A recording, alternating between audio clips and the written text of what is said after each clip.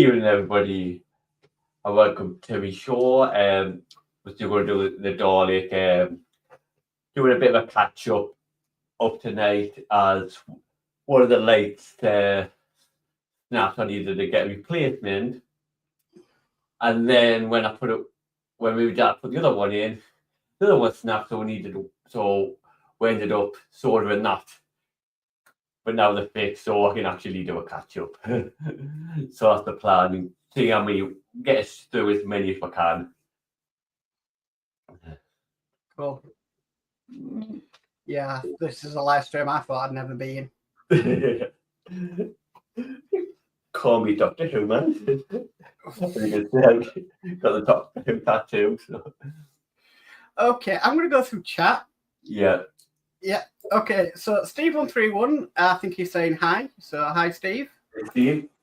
We've got Gillian who says, good evening, Camot and Mark. So if that's a new name for you, Danno, I don't know. No, I don't know. Good evening. Good evening, Gillian. Gillian says, good evening to Steve131. Dee says, evening, Danno. Hey, he also says, evening, Gillian. And then he says, evening, Mark, evening, Dee. And Gillian says, good evening, Dee. And that's it. Well, I'll quickly show you these pictures. So these like tin plates that I've got. So I've got three of them. So they've got that one there. Got the dog. Good episode that. The Dalek. It was the first episode, I think, Meet the Daleks. Step back. Like in the day. And the age of this was the episode where the air fight, I believe, the Cybermen.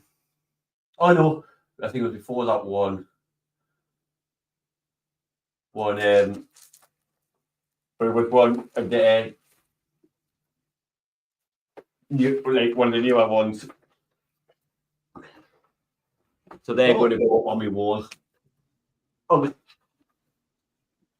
I got surprised when they come. But I think those are like they're not free gifts. I think you've got to you keep them, and if you like them, you keep them and they take the money off you. Ah, that kind of free gift. Mm. And are you putting them on your wall? Oh yeah, they go to my living room. How are you hanging them? I don't know yet. All mine are hung by command strips. So they no drilling, you don't damage your wall, and it's just like Velcro command strips that you see in the shops, and they hang up perfectly on them. Yeah. Are they good with wallpaper? Yes, they can go on wallpaper. Yeah, because that's what I've got in the living room, and that's where they go in. No, they're quite good at command strips. And they, like I said, all mine are put up with command strips, and they've never fallen down. So right, it's just a cheap, cheerful way of putting them up, and you don't have to drill holes in your walls. Yeah. Okay, whenever you're ready, Danno. Right, so it's issue 9. Okay, so this is the Dalek Dome. Back panel, washers, and 5 BM screws. Yep. Could do a pot. Well wrapped up, like. Oh, it's Harchette's greaseproof paper idea now. Yeah. So that's the dome, making it shiny. Okay, so that's part A. Part B should be 8 washers. Shoot there and there. Okay, and you should have 5 BM screws. Yep. 1 spare. Yep. Okay, so it says, step 1. In your first 4 steps, we improved the fit by removing 2 connecting parts and fitting washers between the parts. Identify the connecting part 3H, labelled 2. Remove the 2 BP screws holding it in place. Right, so hang on. Mark 2, so it's this one. Yeah. And we've got to move both the screws. Yes.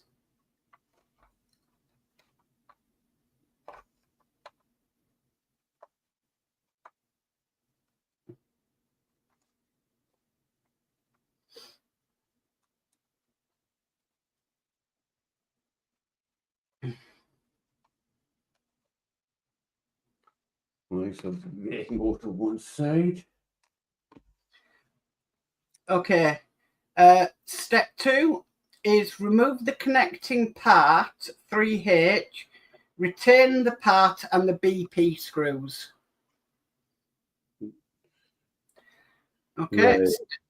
Step 3 is position 2 washers 9B on each of the 2 raised screw sockets where part 3H was fitted.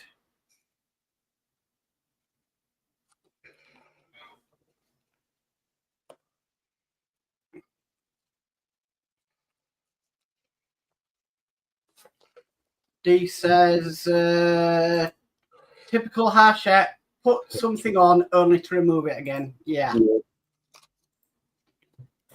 Oh, so it comes like that. Oh, so they're like photo etch washers. Yeah.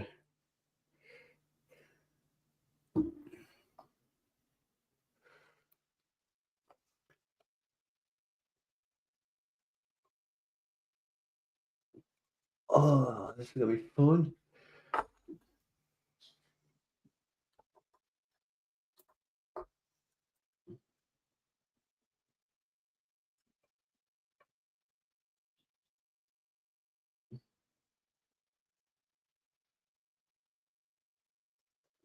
Yeah, that's one.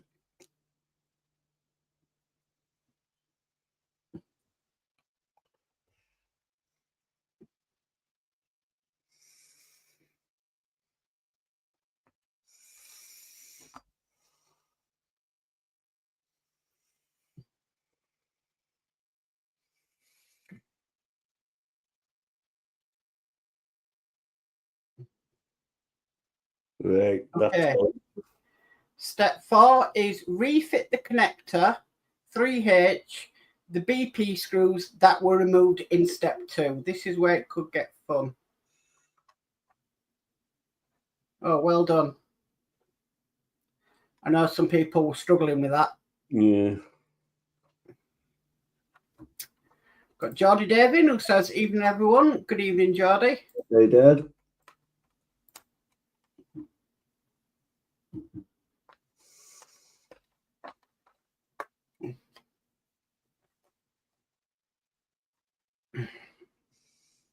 D. Harry says, evening, Geordie.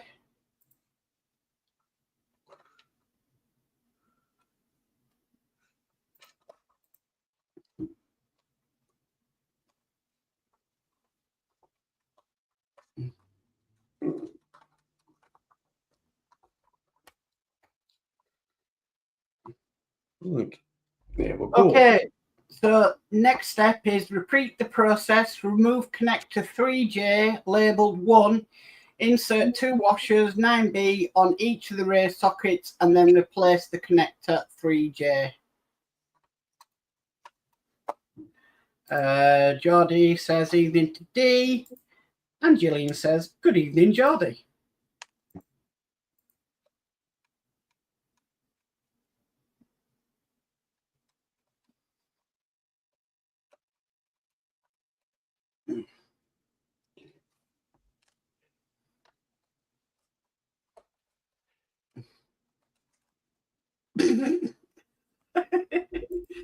Geordie says good evening, Mrs. Geordie.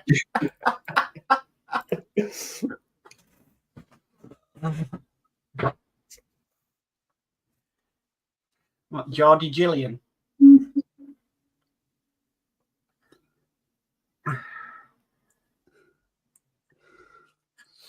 Hey.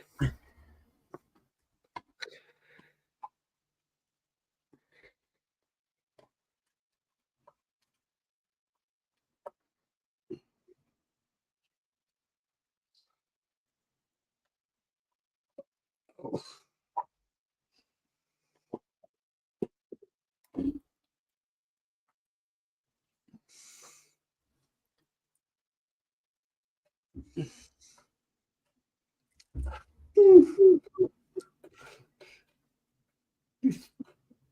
It's always one. Yeah, I know a lot of people.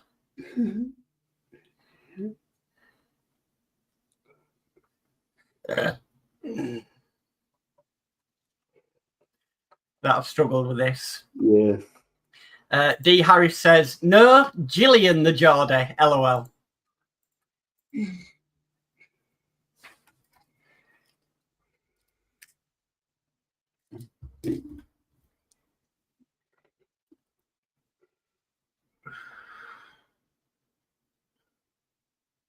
God, I can't remember when we'd last did a live build. Yeah. And, you know, like, between us lot, I can't remember the last time we did it. It's been so long. The Enterprise. Probably. Oh no, Eddie Start. Yeah. Would have been Eddie still about our Titanic, so yeah. Yeah. It's been that long. Blimey. I sat here thinking, this is really weird, but we used to do it nearly every night. Yeah. Oh no, it's not going. Why is it not going? Oh. I'd had a notification, like, you know, on your memories. We've done the Eddie Stop. We finished the Eddie Stopper a year ago. Wow. Well, we are going to be bringing the Enterprise back very soon. Yep. Cool. Oh no, it's stuck. It's what? It's got stuck between two of the ridges at the bottom. I've got it out, like. All right.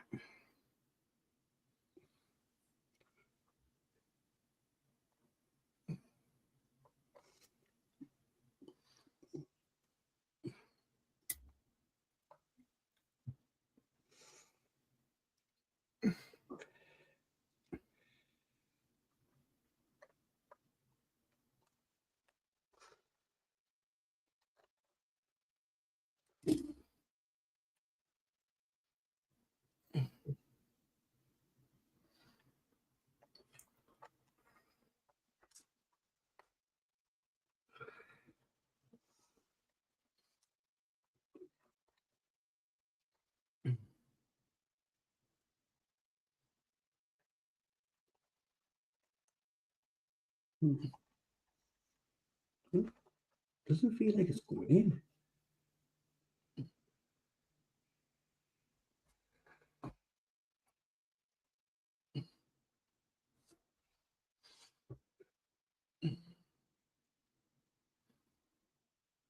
Is it bent? Yeah. I don't know if they're spare ones. Don't know. I'm not building this, so I don't know. Yeah.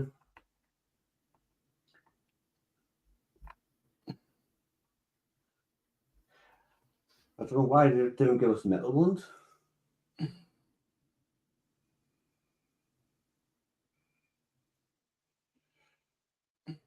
Say the Batman, I've got to put a washer on for the wheel and try and get that wheel lined up.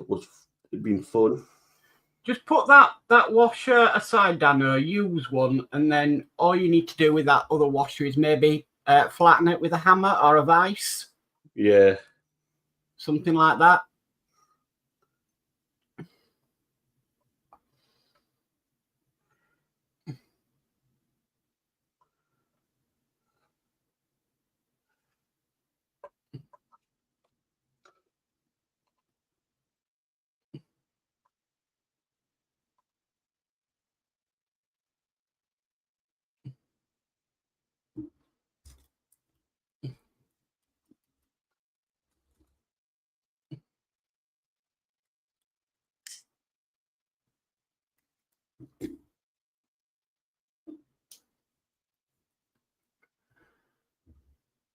Right,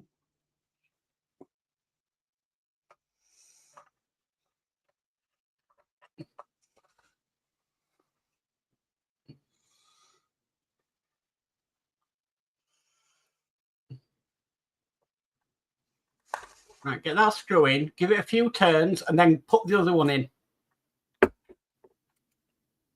And then tighten them. That's better. There you go.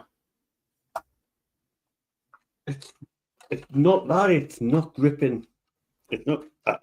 Right. It's like it's not lining up. So it's not actually going in. This. I can see the washers are in place. Yeah.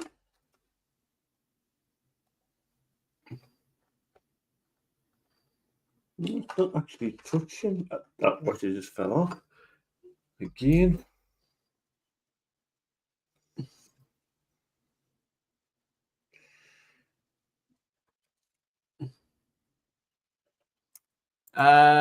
D says it's very thin. Put it on the table and press it with the flat black end of your tweezers. We've got Mark's Hobbies in, who says hi one and all. Hi Mark's Hobbies, welcome. D Harris says evening Mark, and Mark's Hobbies says hi D. Yeah, that's weird.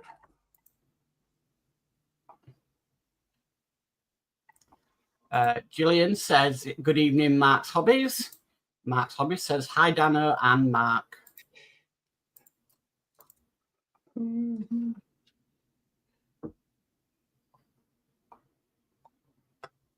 Mark's Hobbies says hi to Gillian, and Geordie Dave says hi Mark's Hobbies.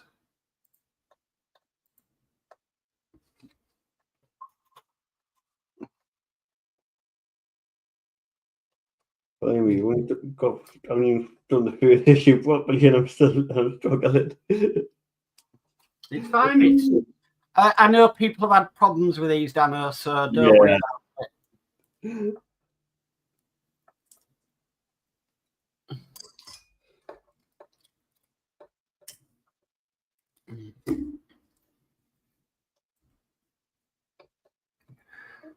Mark's Hobbies says hi to Geordie.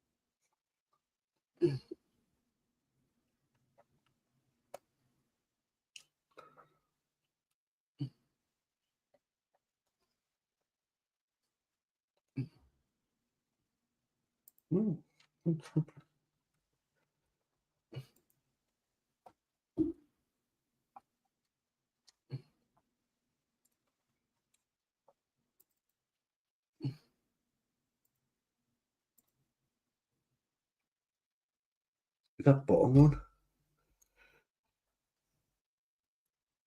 Every time you put the thing on it, knocks it.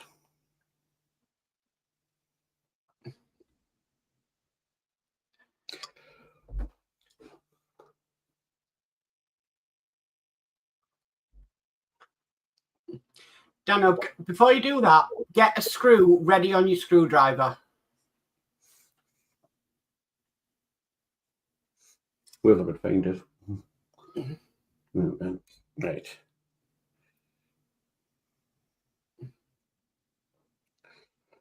It's not. I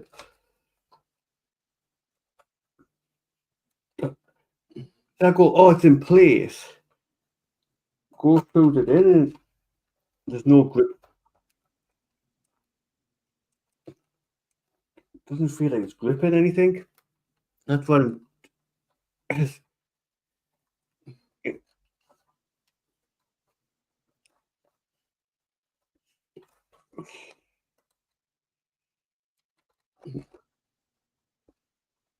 It's not gripping. Is it screwing is it all the way down? It's as far down as I can get it down.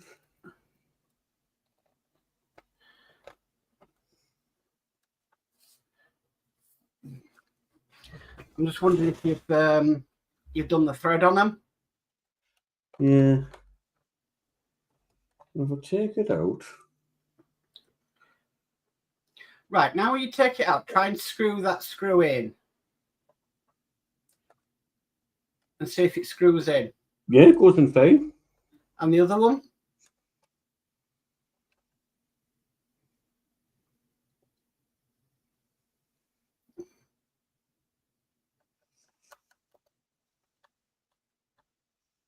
Yep.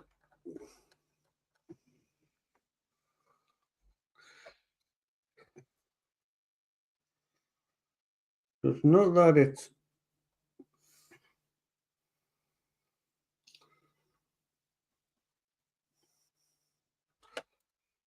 Oh, it's fallen. Okay, this is just for D. Bit of entertainment.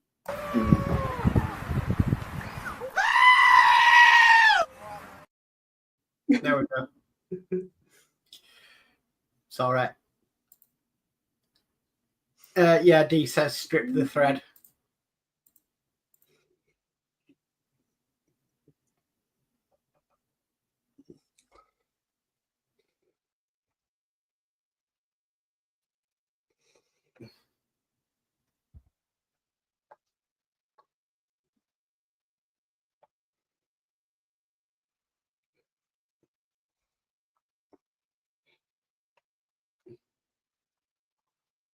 Try 999.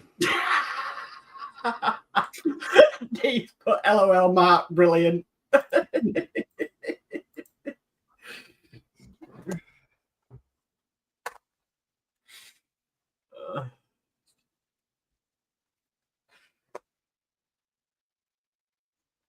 You never know where that's going to turn up.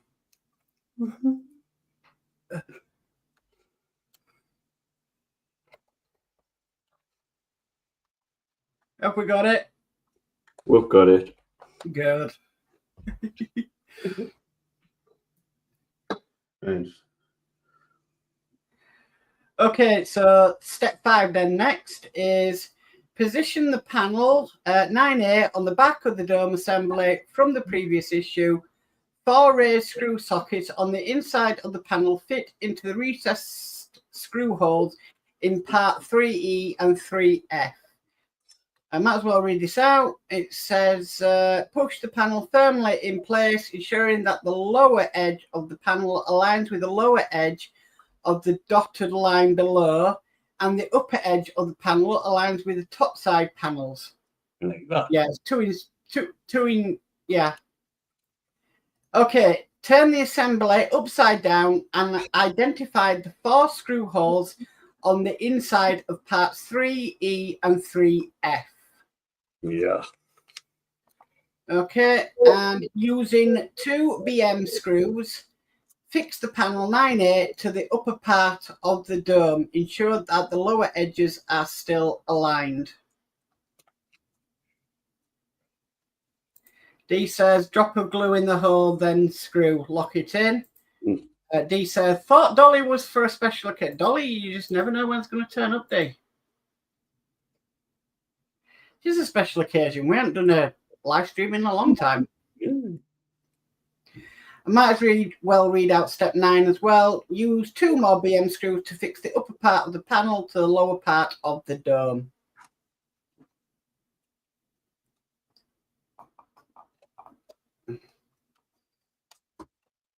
I just thought if we have a moment like this, it might come in handy.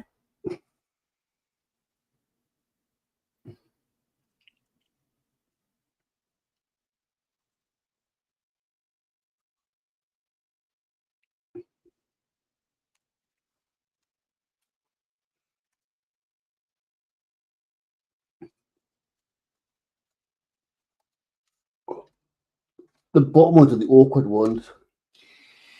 Yeah, I've heard about that.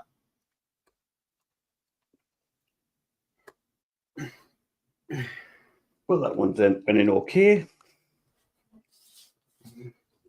It was a bit like that with the R2D2. Yeah.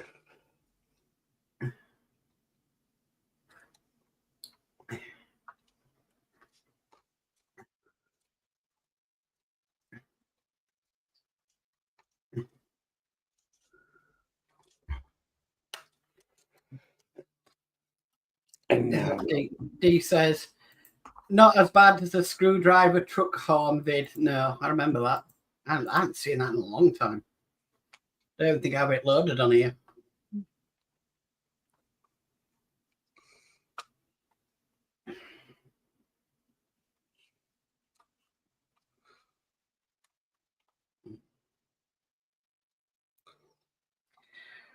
If you're finding it tough, Danno, remember you can use some 3-in-1 oil. These are going into metal, remember? I mean, I've got them on anyways. Right. Yeah. Got some off camera here. Right.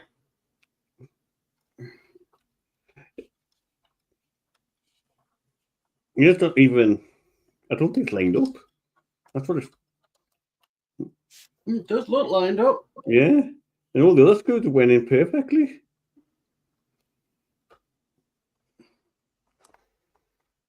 No, this one's not even touching anything. Just gonna slightly unwind these ones.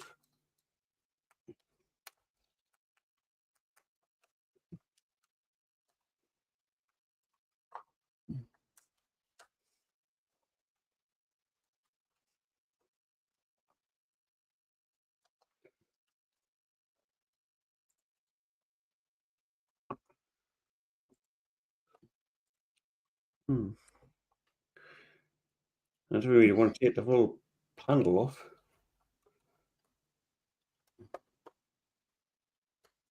There you go.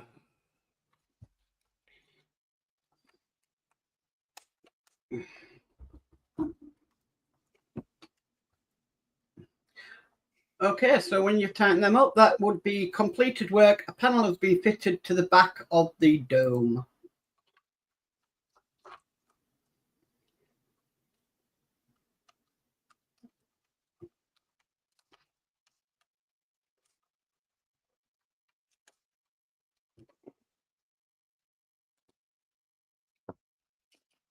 Okay.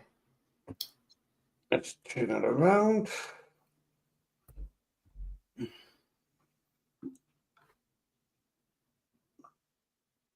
There we go. Excellent. So I just put. On to issue 10. Yep. Okay, issue 10 is dome panel and parts for eye stalk mechanism. Oh.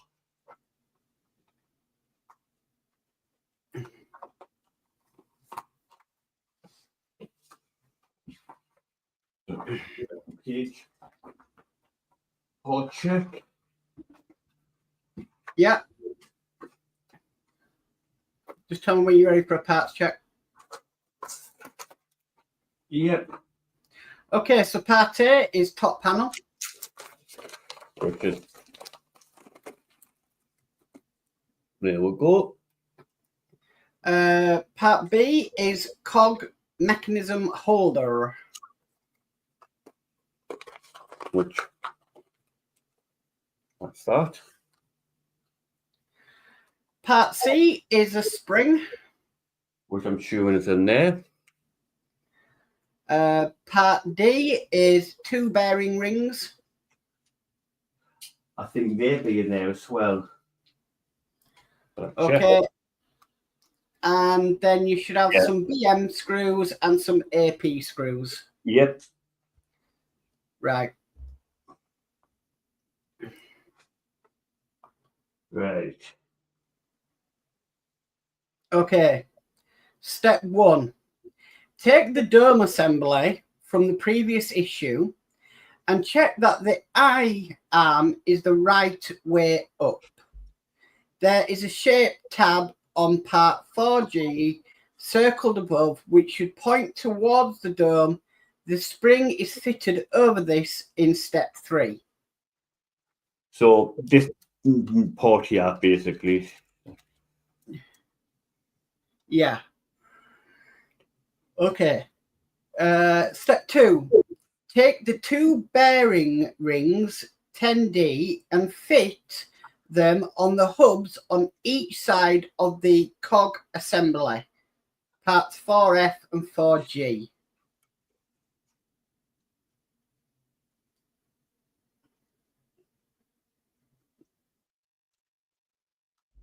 Is there a certain way that they go in? No, they should be universal. There's on bearings. There's never really a way they go in.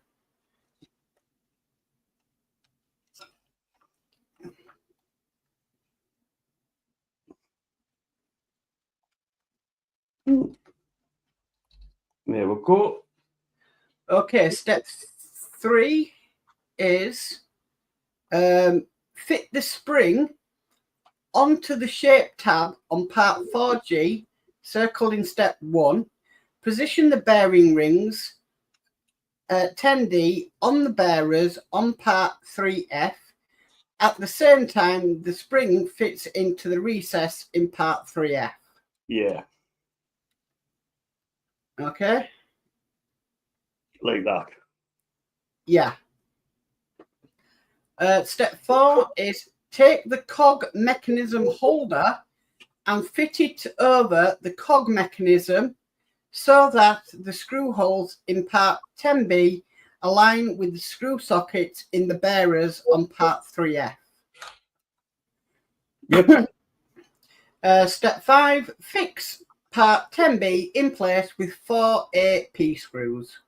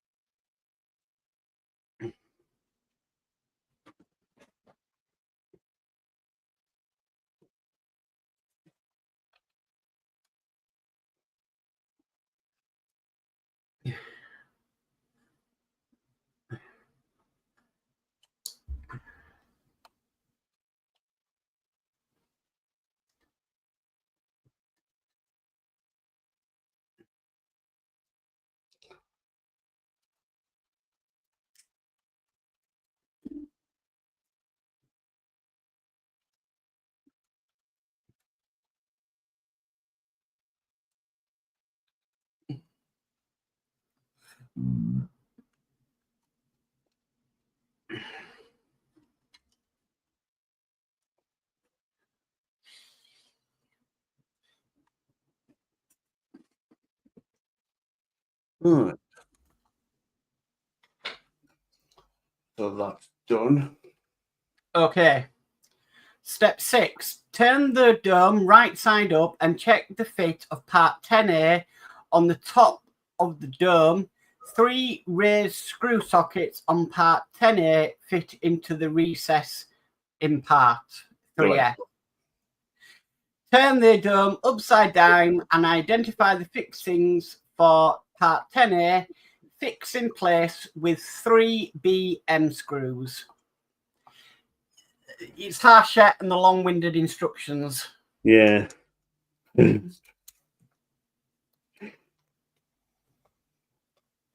Harshette can make 2 pages, can do 2 pages of instructions of just putting a label on a cable.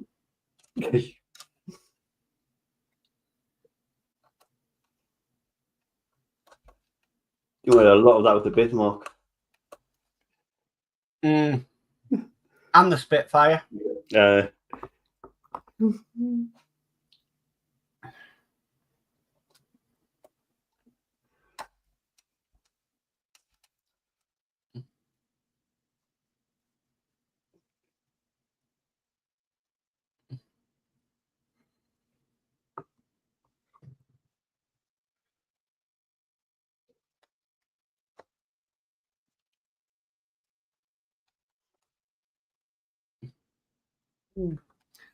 Okay, and that is completed work. The eye arm has been fixed in place and the panel has been fitted to the top of the dome.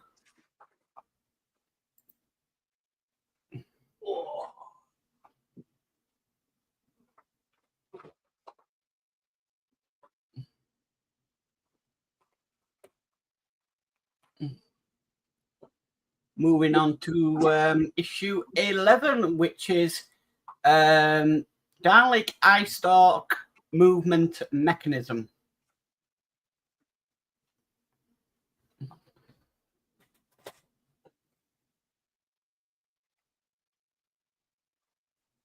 Hey, part check already.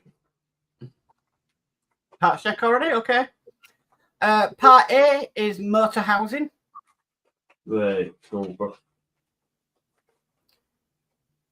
Yes. That's this one here. Yeah. Part B is first motor.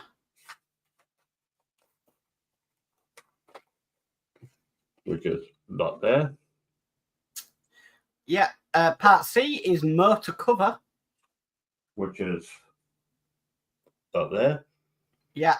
Part D is cable for testing. That's not. And then you should have 10 AP screws. Yep. Okay. Let's do this. So step 1 is take the dome assembly from the previous issue and identify the fixing points for the motor housing. The housing has 4 tabs each with a screw hole that aligns with the raised screw sockets inside the dome. The inset shows 11A in position. Right.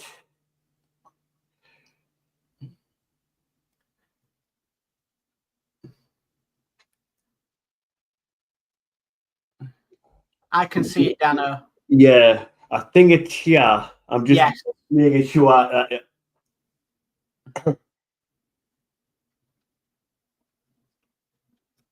and that's the wrong way, isn't it? Let me have a look. Can you just bring the picture up? Yeah, hold on.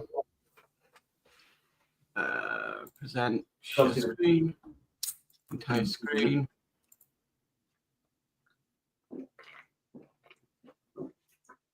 Can you zoom in on that? Oh, yeah, there we go. You see, because you've got this cut out here at the back. Yeah. Now, I think that should be at the front, but it's not clear. Because you've got 2 cutouts. You've got this big in here, which will get them, which I think the motor. Yeah. So that will be the front where this big cutout is so this bit fits in. Yeah. Because you've got a cutout at the back here as well, which is smaller. And that's what I'm trying to work out. If does it say further down? Look at that picture on the right. Yep. So yeah, so I think the bigger hole goes to the front. Right. Okay.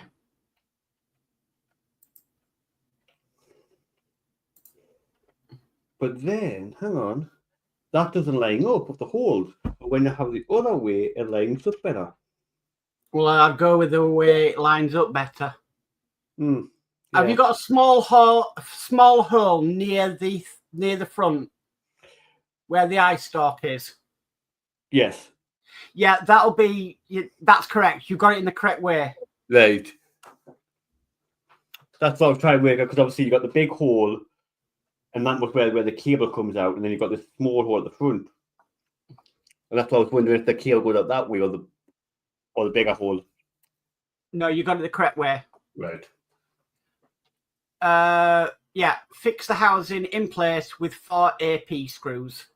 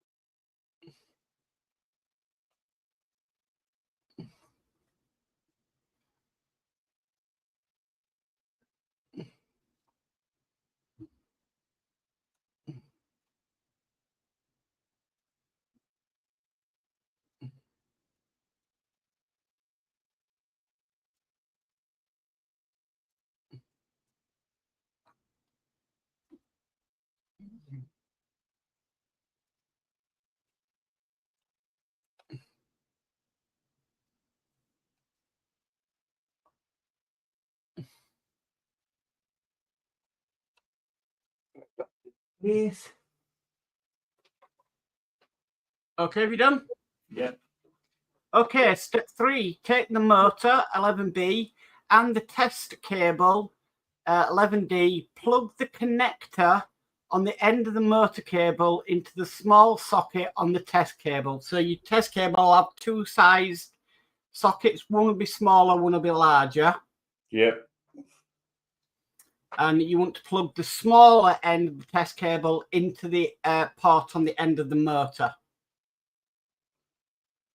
So you want the bigger one onto the small one onto the motor? Yes. There we go. Okay.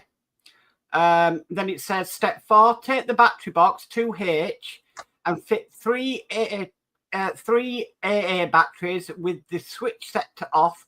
Plug the battery cable into the large socket on the test cable. Switch the battery box on to test that the motor works. Then turn it off and unplug the cables. This is where a mic lane test board really comes in handy. There you go. Yeah, moving. Okay.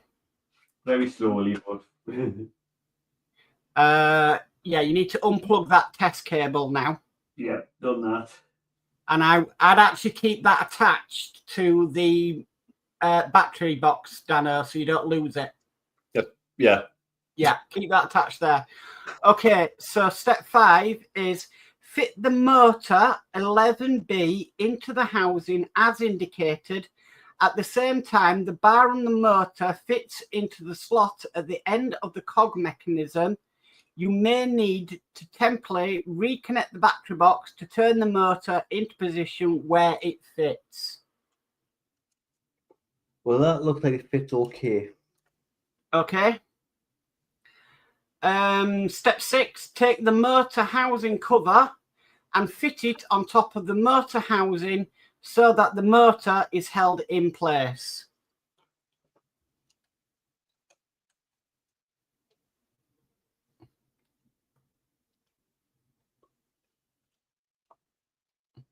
Okay. Yep. Step 7, fit the cover in place with 4 AP screws. Do not test the motor at this stage as it will not function correctly and damage may occur.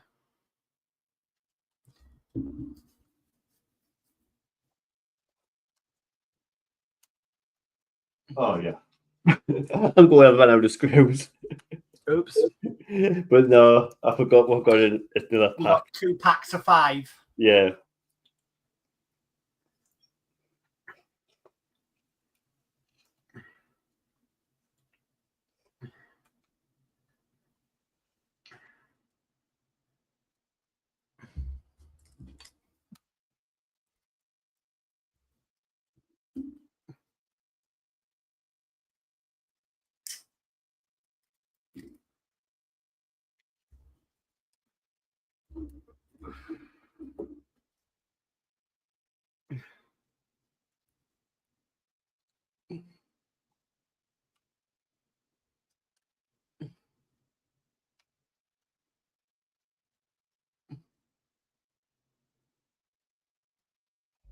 There we go.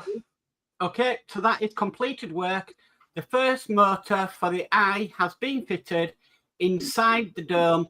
Retain the test cable as it will be needed for further tests.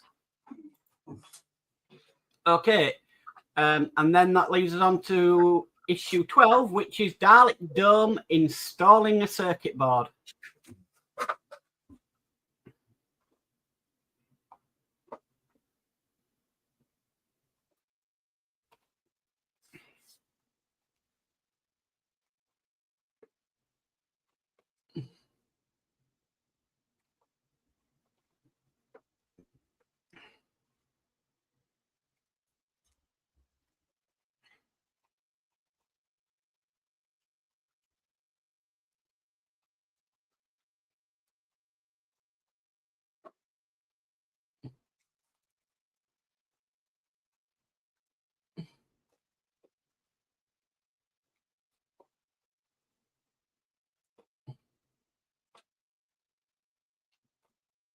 Right.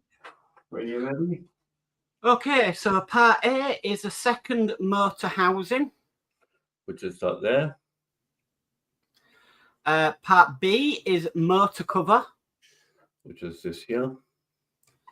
Part C is the circuit board. Which is in there. And then you should have 3 AP screws. Yep. Okay. Right, so step 1 is take the dome assembly from the previous issue and identify the fixing point for the circuit board. The screw holes in the circuit board sit on top of 2 raised screw sockets inside the dome. Note the orientation of the circuit board. Right. I'm going to lift her up. Yeah. And it, I think it goes there. Yes, it does. Ah, it's only 2 holes. Yeah. That's correct. You got it in the correct position.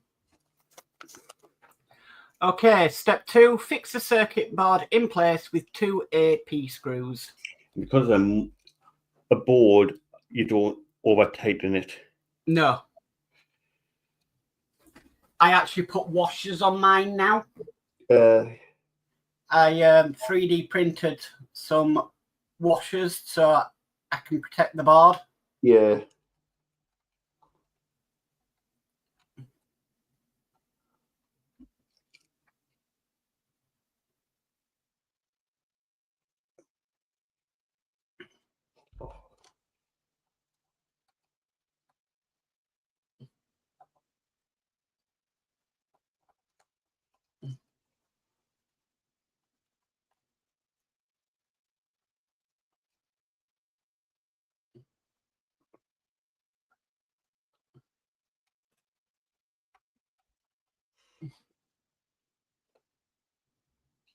Right, that's in place. Okay. Step 3 is remove the tape that holds the cables 4E and 6 and 5B in place. The connector on these cables are labelled LD and LE. Right. Make sure that the cables 1H and 11B labelled SX and A are accessible. I don't want over tighten it, but it's a bit wobbly. I'm not sure. You definitely need to tighten it down a bit more than Danno. Yeah. It shouldn't wobble about.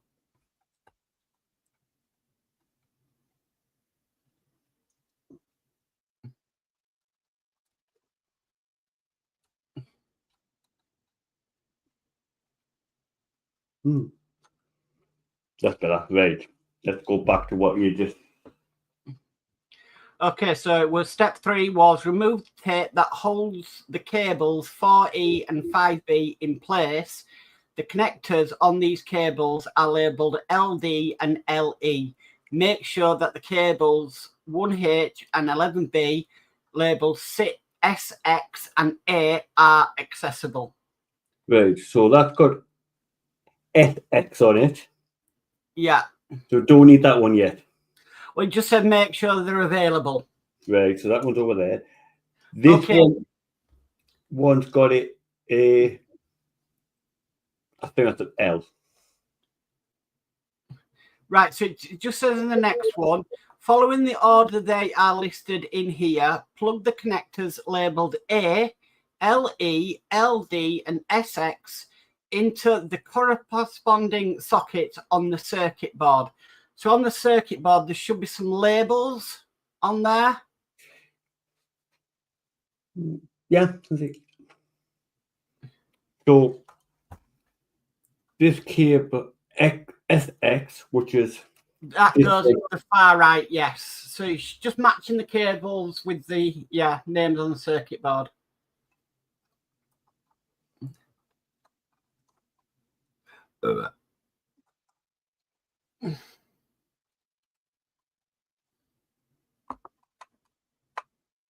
That one's in. Right. There should be this one here, which is A. That goes in next to the SX cable. Yeah.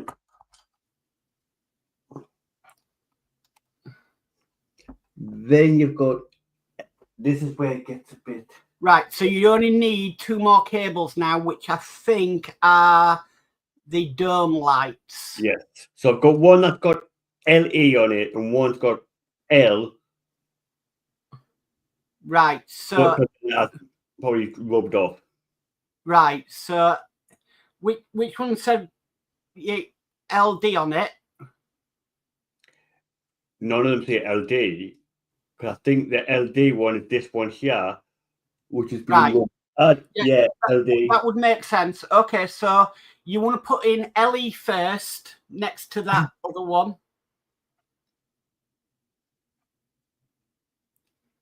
And then LD next to it.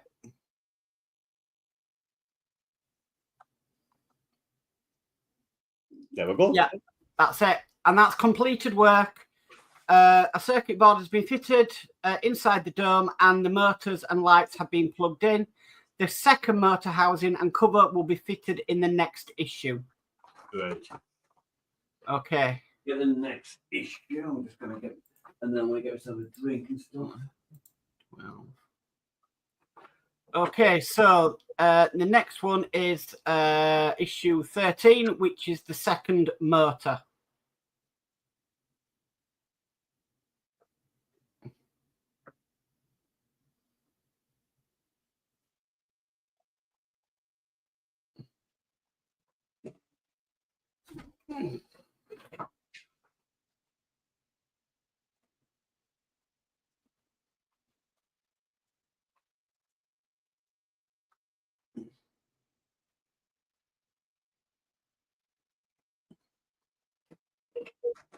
No.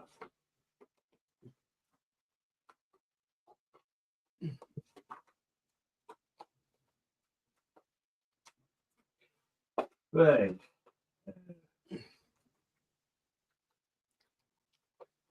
Geordie Dave says, careful with them light wires. I can't fix them again. Yeah. Should be okay now they're in place. Yeah. Power check when we're ready. Okay, part A is a second motor. Which is that one there. Part B is a cog. There you go. And you should have 3 AP screws. Yep. Okay. Right, step 1. Take the motor housing supplied with the previous issue and fully insert the second motor into the open end of the housing. Open end. So through this hole, basically. Yes. Yeah.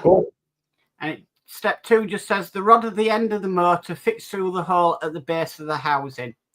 Step 3 is run the motor cable through the hole in the motor cover and fit the cover over the housing so that you can screw the holes are aligned. Got that long way already.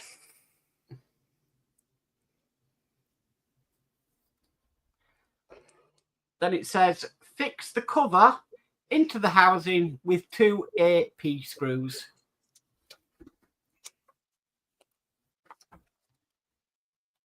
D says, can be resoldered easily enough, Geordie.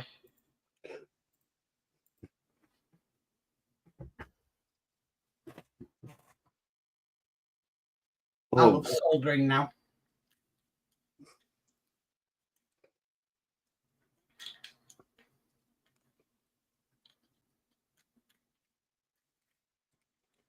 Well, I needed a solder at once.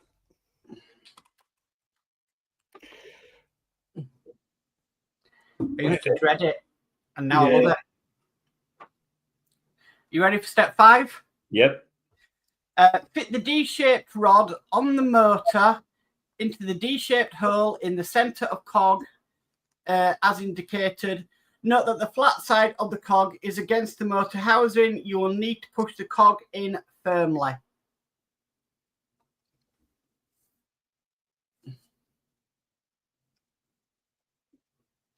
Other way. That's it.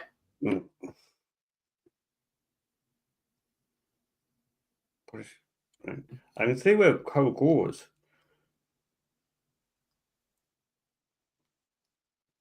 Yeah, it might be a very tight fit, Danno. Yeah.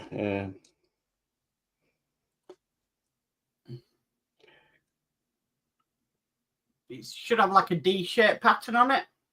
Yeah.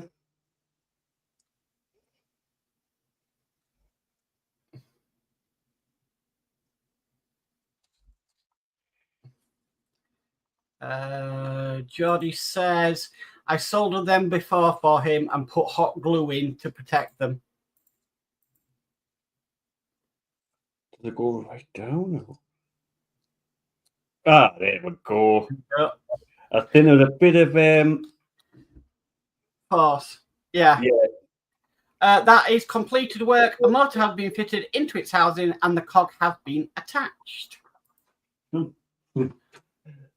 And then moving on to issue 14, the circular plate, apparently.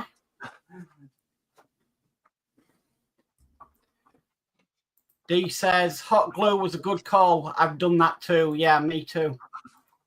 Right, looking at this issue, we don't need this at the moment. So I'm just going to move it out the way for more room.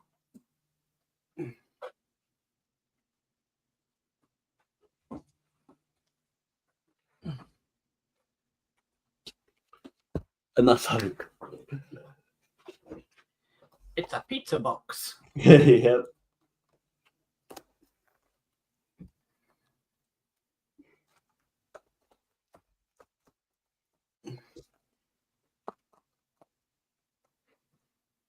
Hey, that's all right.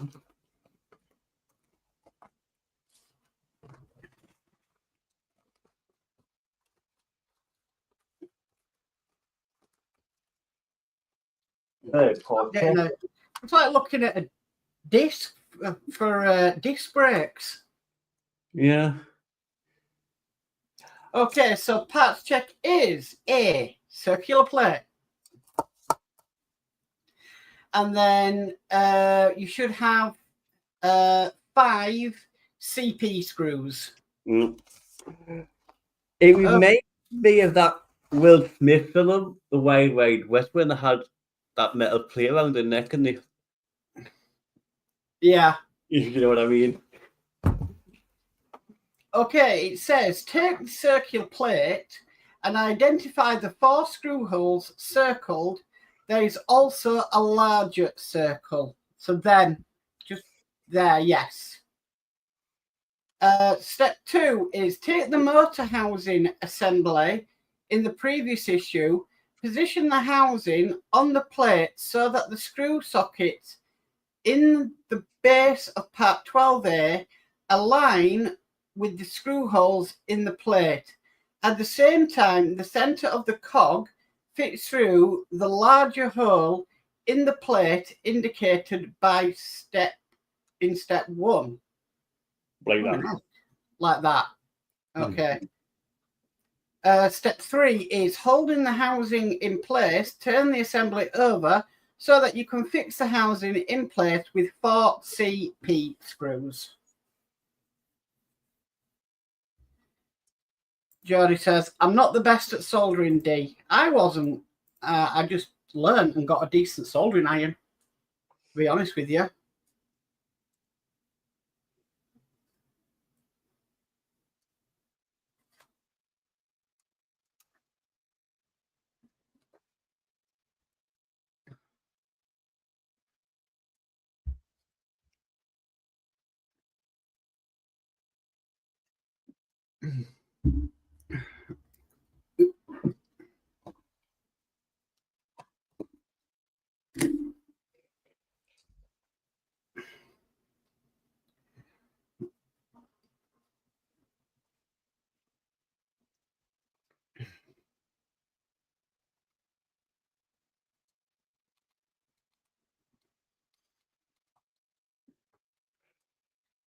Okay, that is completed work. A motor has now been fitted inside and a cog has been attached.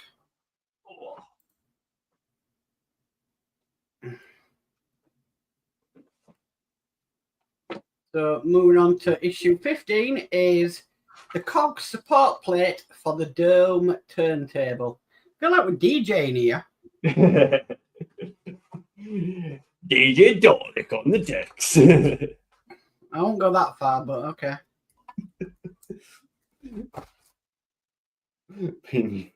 UMP.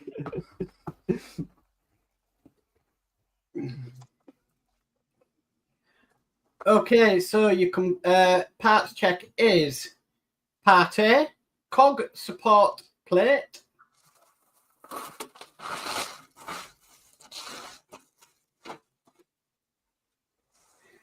Part B is 4 bearing wheels. I think they're in one of these packaging. And then part C is 4 axle pins for wheels. And again, they'll be in one of them. Okay, so it says take the support plate and the first of the bearing wheels. Identify the 4 fixing points for the wheels. Double tabs on either side of the rectangular opening.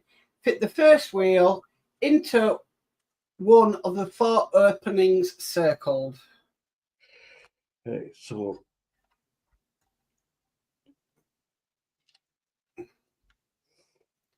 Right, I get it. And then it says fix the wheel in place by inserting an axle pin through the outer tab, through the center of the wheel, and into the inner tab. Insert the smooth end first. right. So do I Put the wheel in, and then now you need to add the pin to hold it in place.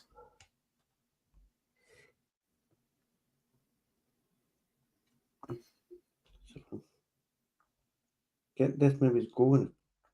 Are you putting the smooth end in first? Yes.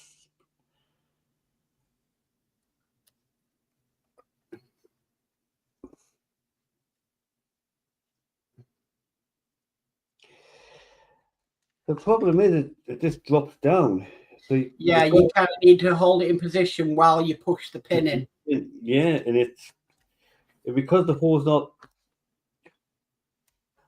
It can't hold it in position.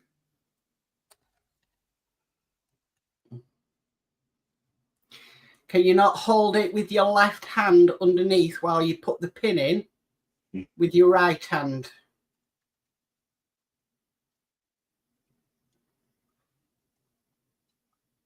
Right, use your left hand to hold it in place and get the pin in with your right hand.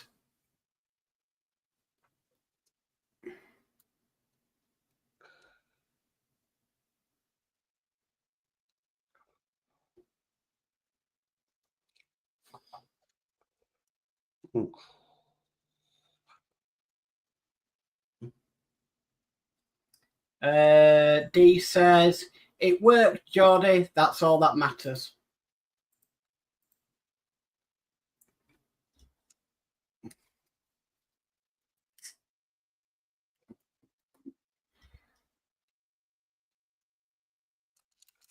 marks.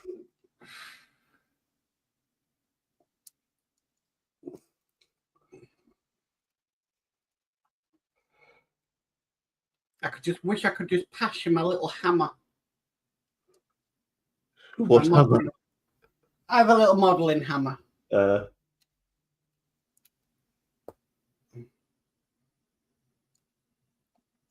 a little tappy hammer, like where you put little tacks in with. But I think it's kind of a bit too big for this. Mm.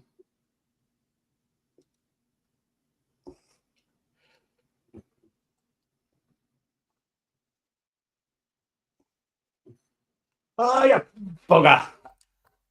Uh-oh.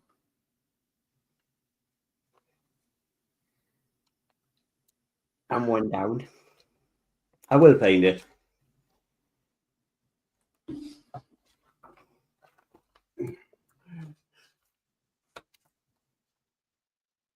I need this for the next issue. Right.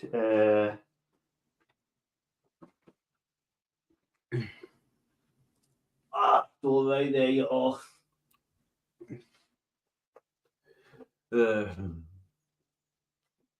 Oh, that was weird.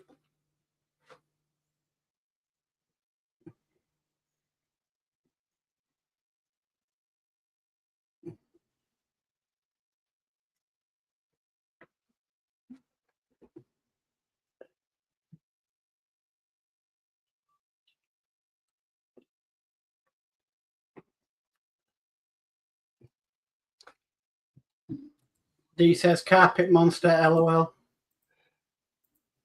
Yeah, I didn't get this time.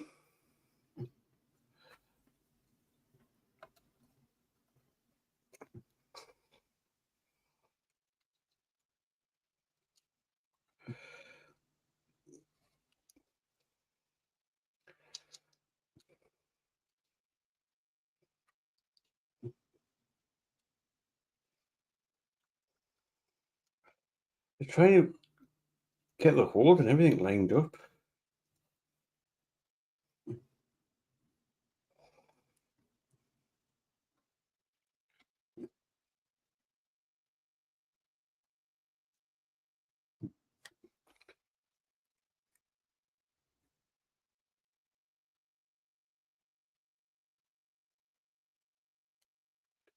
Go on.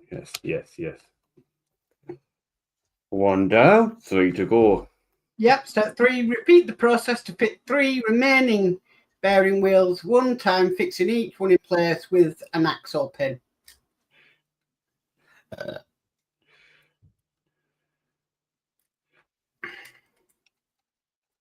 Just making sure the hole's clear as well.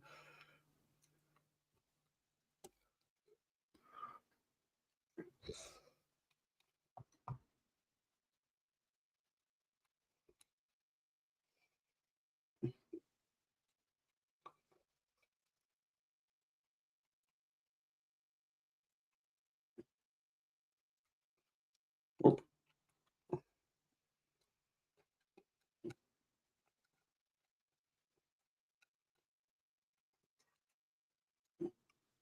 Two down.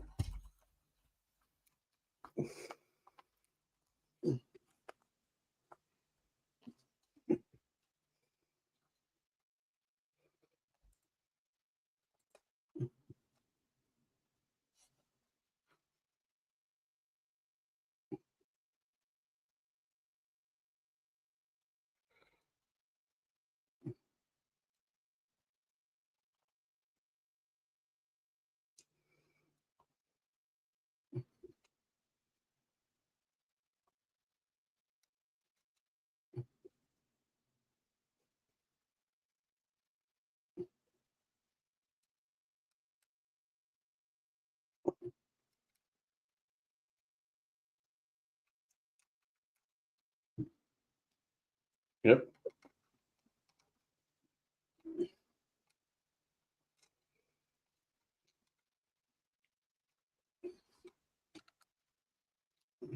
Three down, 1 to go.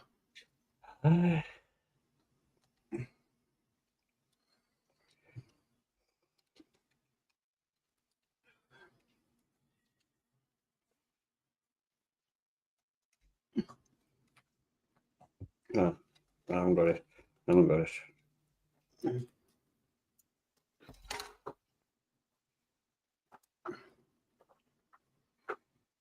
You dropped it. Yeah. It's on the seat.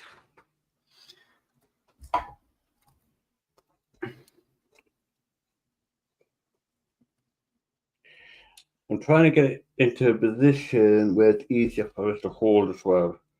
Mm.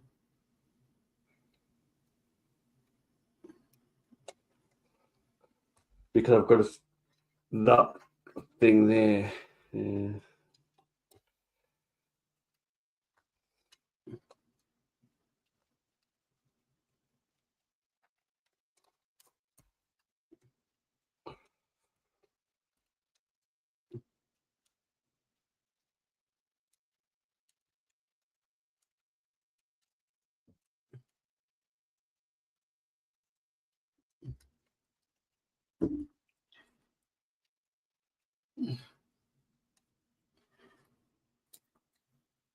Mm.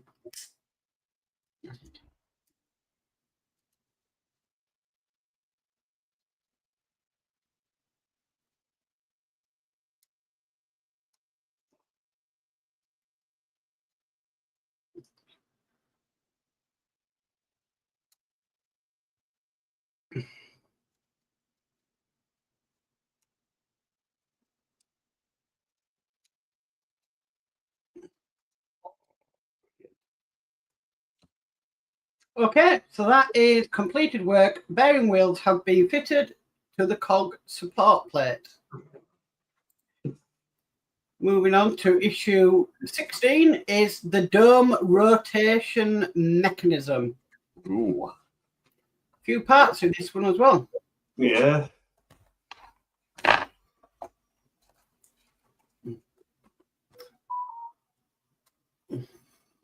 Are your screws? Yeah, so part A is cog ring.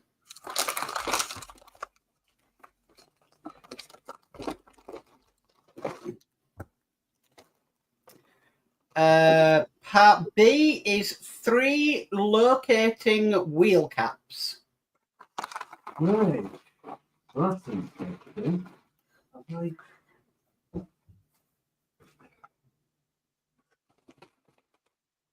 Took everything out the box. I've got CP, there's the screws. So that's good.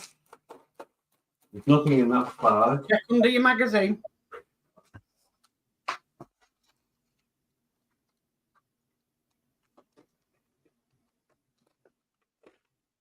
There you go. Right, so what? Oh, these are the smaller ones. Yeah, the 3 locating wheel caps. Which look like that. C is 3 locating wheel caps, which are bigger. Which are these ones here? Then D is 3 locating wheel hubs. Which are these here? Yeah. And then you should have AP, BP, and CP. Yep. Okay, so it says take the 3 hubs and the 3 wheels, fit the wheels onto the hubs. You got the 3 hubs. Now, these are the bigger ones. It says they are 3 hubs 16D. 16D is I think the large. Yeah, the larger ones. Yeah.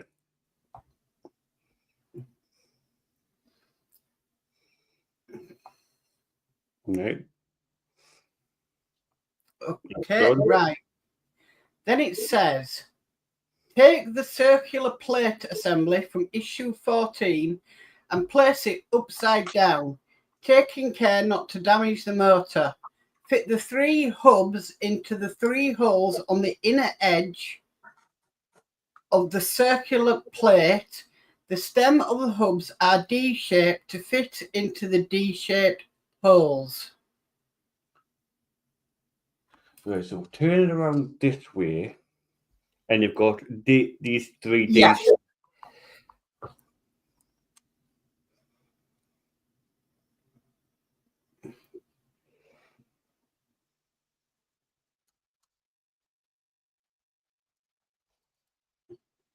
Now they're going to fall out.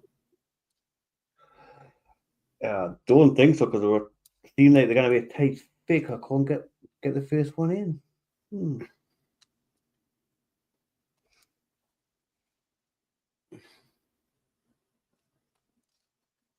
That is tight. Okay. But they're going in. Yeah. Well, the first one did. I've just got it.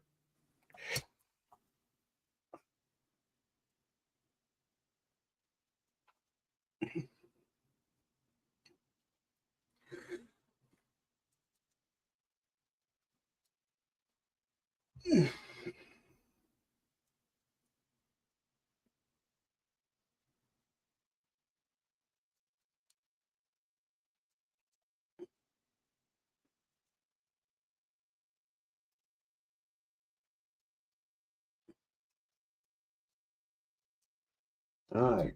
Okay. So it says turn the ring the other way up, take the 3 caps and fit them on top of the hubs.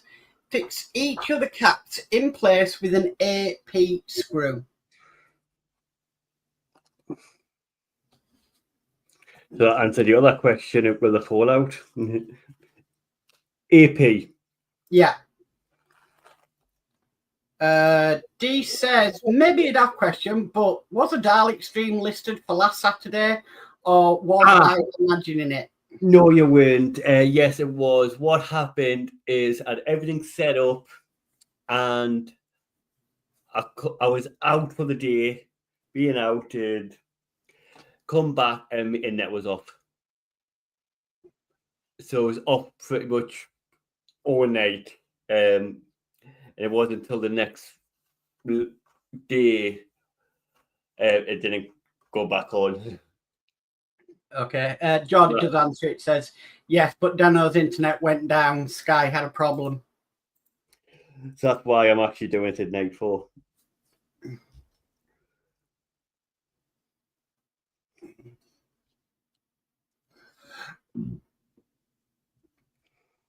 Yeah, a lovely day out. Nice walk and all that, taking some pictures. I just wanted to come back, do my show, and just have a nice relaxing night. When I come back, my net was off. And obviously I rang up Sky to find out what the problem was, and they went, "Oh, we're aware of the problem." And obviously I didn't speak to anybody. It was just like a thingy call. So it was just them just telling you that they were aware of the problem.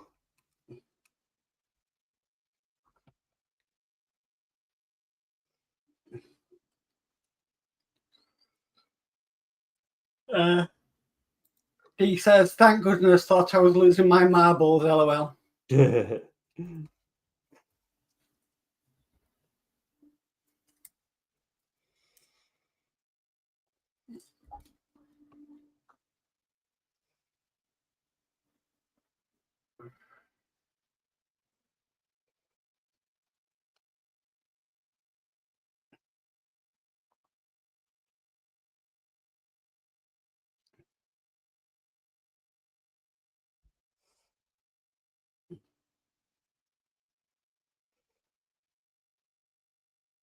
Yep, done that.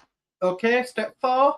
Take the cog support assembly from issue 15 and fit the cog ring to the center so that the raised screw sockets on part 15A fit into large screw holes in part 16A. The screw holes are spaced differently on each side so that the ring is fitted in the correct orientation. Fix the ring in place with 6 CP flange screws. Gosh, that's a lot to... Yeah, I'm confused. Don't worry about the metal part just yet, Danno, because you need That black bit and that cog bit. So you got this bit here, right? So have I got this the right way to start off with? Yes. And then what? Does it go that Other way? way. Other way. Right. That's it. And then you need to line up the holes so it's orientated correctly, apparently.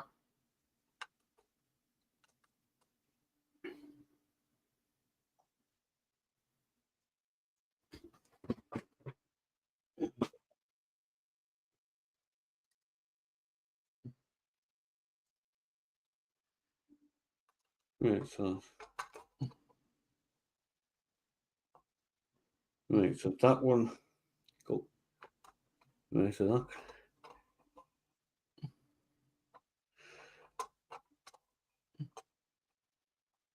That looks good. But there's more screw holes underneath. Just keep rotating it around until it lines up with all the screw holes.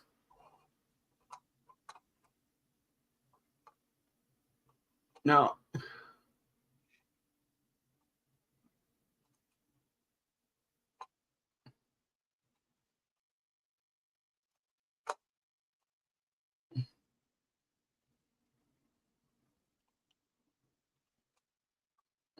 Oh, there we go. That looks pretty good, yeah. 6 CP screws.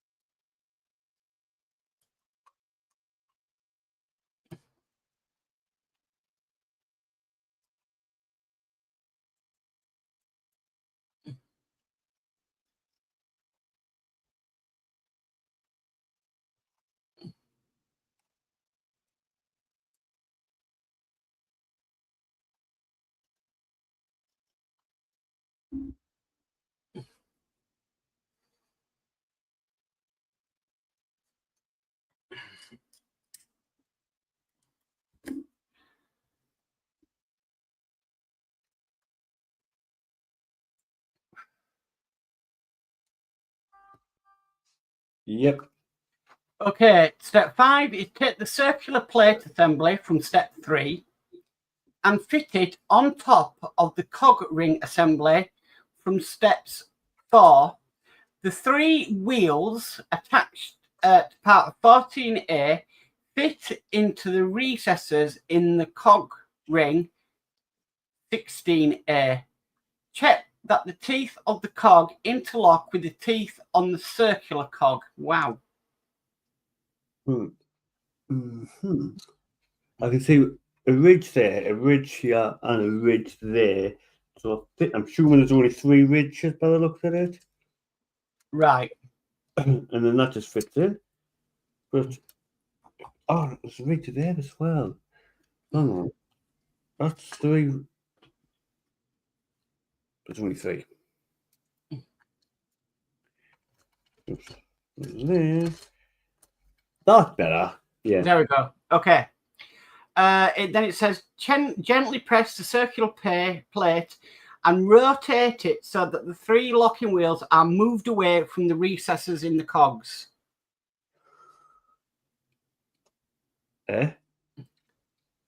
So turn it clockwise. No. Turn the circular plate clockwise. The metal plate. Yes. Other way. Do it clockwise. It says to do it clockwise. Right. Stop there. Okay. That should now be locked in, apparently. Yeah? Yeah, that's locked in. Okay. Yeah. So it says, take the dome assembly from issue 12 and check that all the cables are taped to the inside of the dome. Gently lower the base assembly from step 6 into the dome. Bring the connector from motor 13A that was fitted in issue 14 up through the center hole. The motor that is attached to the plate is on the opposite side of the dome. The eye arm recesses in the rim of the circular plate fit around the shapes in the inside of the dome. What? That was a mouthful. Blooming is. Right, let's. Right. So we've got to tape these wires down. It says so. Right, so let's do that first.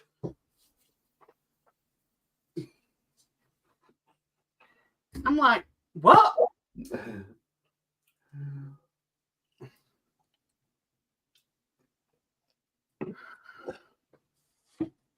It does. Am I just not retaining information? Or is it half-set instructions again? It's horseshit instructions.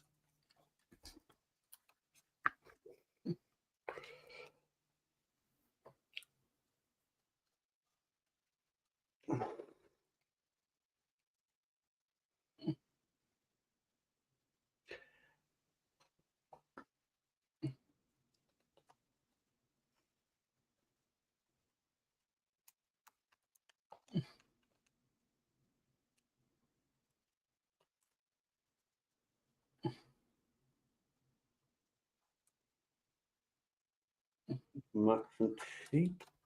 Here we go. Oh, that screw needs tightened down. There we go. What about these ones as well? I don't think so. I think that space should be fine. Yeah. Right. Right. I think I get it. Right. So take the mechanism.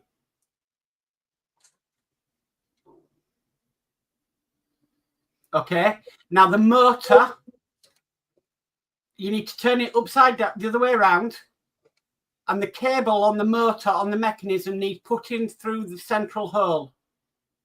That the part that you're holding. That's it. Right. Now you need to lower that down onto the Dalek, the dome head, whatever it is. We can't go that way. So must go this way.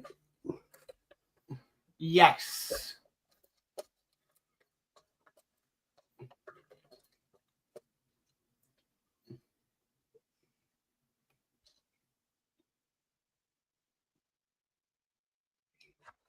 I don't want that.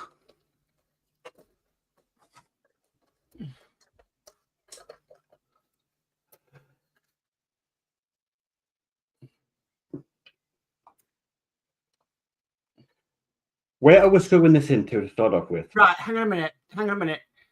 Just put that mechanism flat, just so I can see the ridges on the metal part. Right now, turn it. Go around to your left. Right. There should be two holes. Sort of. Right. Just to about 1 o'clock position, you can see two holes. Yes. 1 o'clock. Hang on. There. Right. Can you see the two holes? Just in. Yeah. There. I can't see. You got your head in the way. Right. Okay. Them two holes. They are going right in front of the eye stalk. So if you move that to a 12 o'clock position, them two holes, they should line up with two holes that are on there.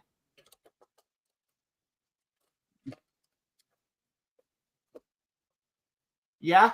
Yep. Yes. There we go. We cracked it. Okay.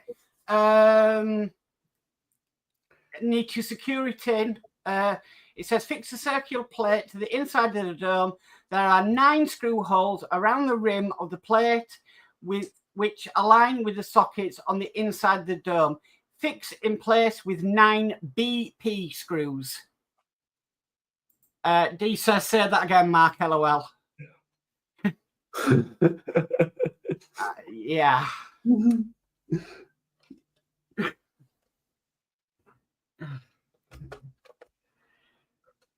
I had to read it twice. Well, I had to read it another 2 times just to get sense of what it was on about.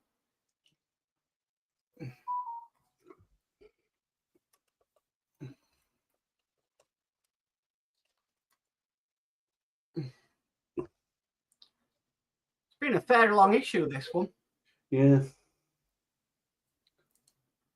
I think it's how like fiddly some of the bits are and the way the instructions are that we needed to get our kind of heads around. Yeah. See, the problem is I'm not doing this build. Yeah. So for me, I'm really having to concentrate because I'm not building it. If I was building it, I'd be familiar with the instructions. I mean, I'm familiar with Harshette instructions, but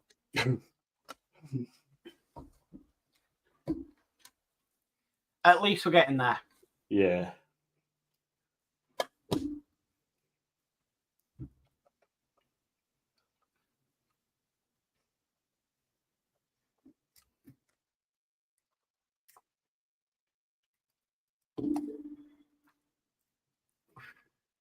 What I am good at is picking out a point of reference. Yeah. In which to go by.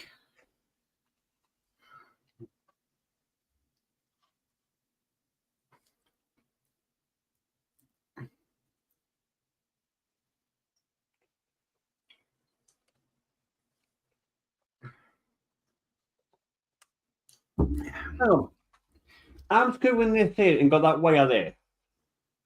Yeah. Now, if you remember, if you look at the board, there's a plug. There's 2 plugs left in there. Yeah. And I'm assuming we've got to plug something else into there to run it all together. Yes. While putting this on, is it not going to be... I want to get my fingers through this gap. I think it's going to be called tweezers. Yeah, Horshette doesn't make any sense, does it? A lot of people have said exactly the same. Why are we putting this on when we've got more wires to put in?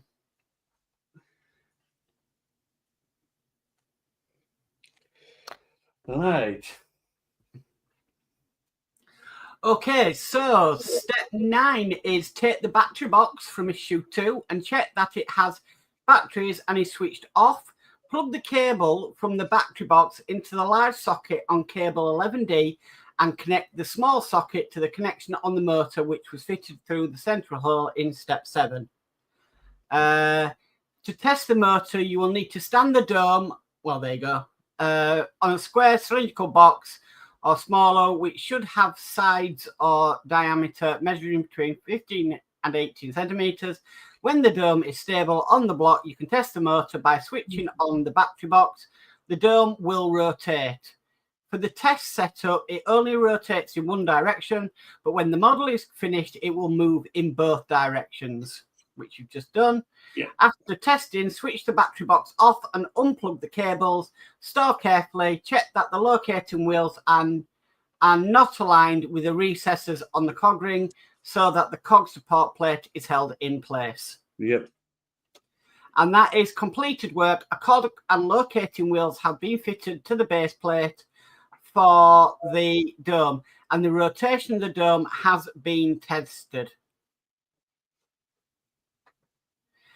D says, I think it's going to be called good luck, LOL. Yeah. Okay, so 17. This is Dalek Mutant Control Center. So you're not going to need that dome at all now, Danno. No. For a while, so store it away in a safe place.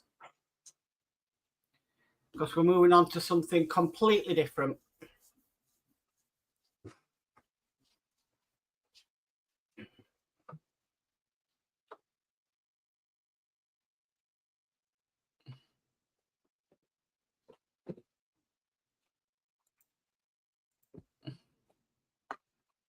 Nice. And another pizza box.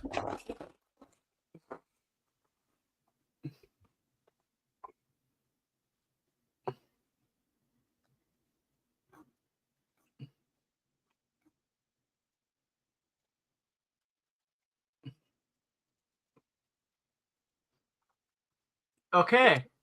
So part A is backrest. Which is Going to be one of them bags, isn't it?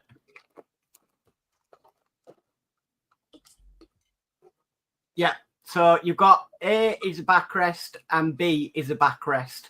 yeah. Okay. Part C is column 1.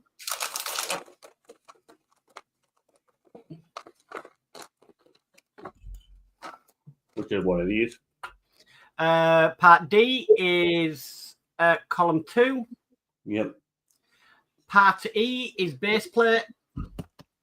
And then you should have 3 AP screws.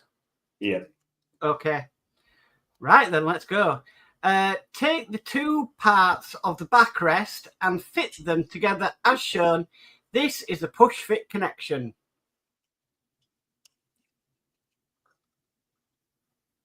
Well, I think that was the hardest piece of this build so far.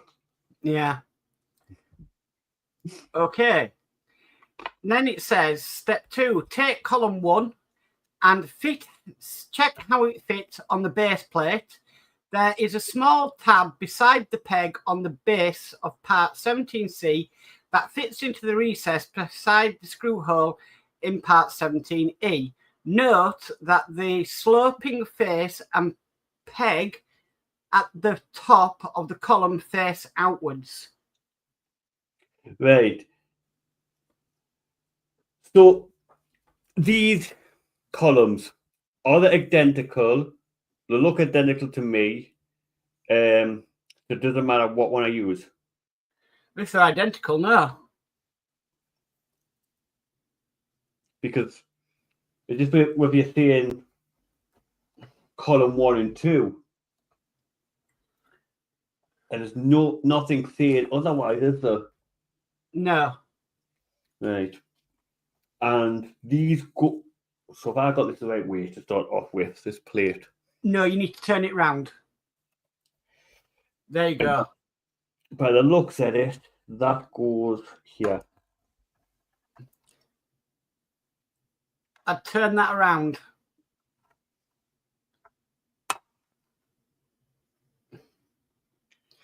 So the slant bit needs to be facing you, Danno. The slant.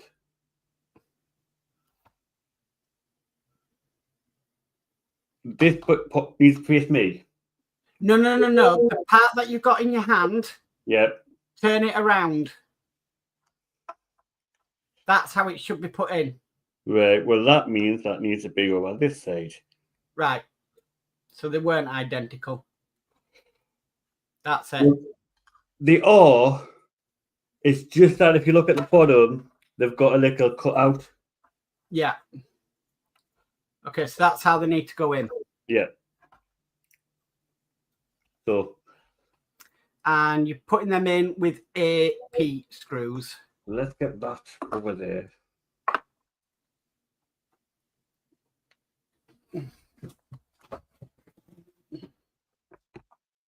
So, yeah, it says holding part 17C in place, turn the base 17E over and fix in place with an AP screw.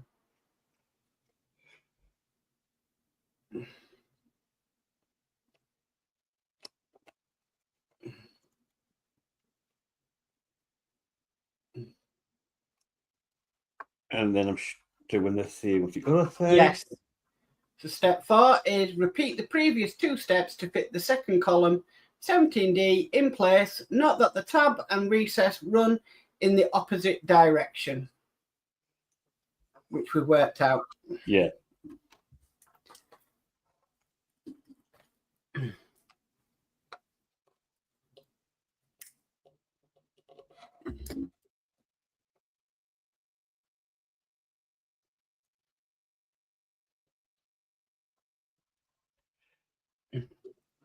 Okay, and that is completed work. A backrest has been assembled and 2 columns have been fixed to a circular base plate. On to 18, which is Dalek Mutant Control Center. Ooh.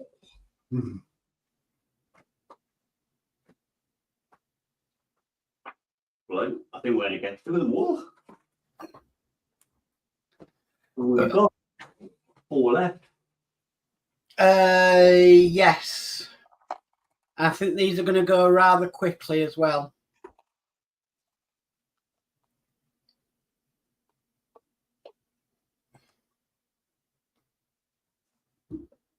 Because one of them, you don't even do anything with it.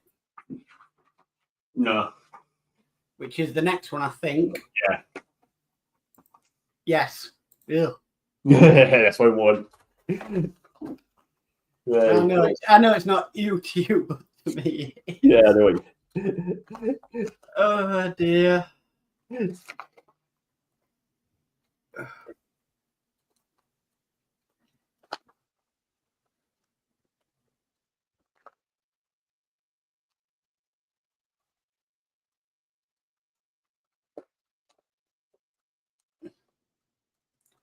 You got the right box, Danno. We're on 18.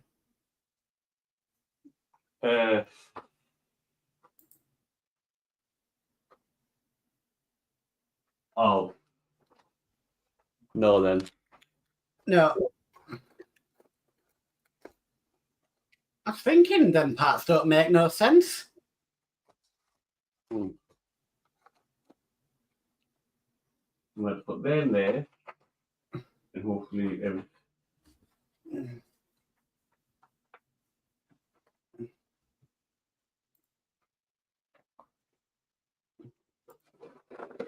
Yeah, you were getting out the parts for 21. Yeah. 18.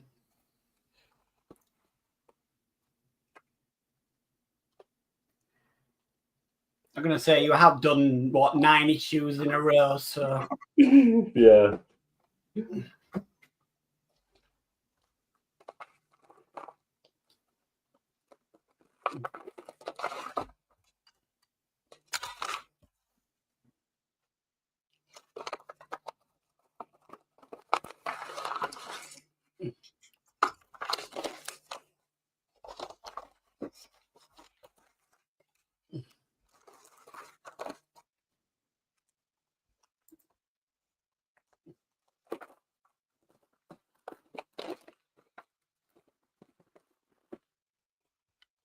Yeah, a lot more than this issue. Yeah. Red pod check. Okay, so part A is video card. Which is basically in here.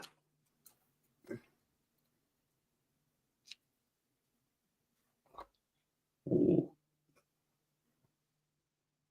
Okay.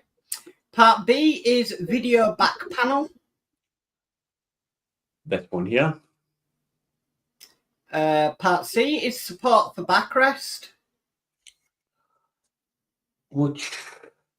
No, that one, yeah. Part D is central support for video. That one. Part E is video card frame. There we go. Part F is video support column. That's that. Part G is connecting rings for video stand. Which are these here? Part H is video support column 2. And that's that.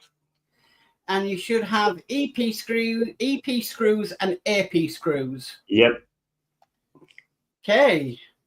So it says, take the backrest assembly from the previous issue, fit the 2 small raised screws sockets in part 17B into the 2 holes in the top of part 18C. Now, is the way that this goes on? Does it go And then And then it says fix the backrest in place with 2 EP screws. Try the other way, Danno. That's correct. Right.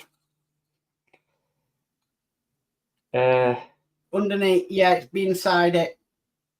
2 EP screws.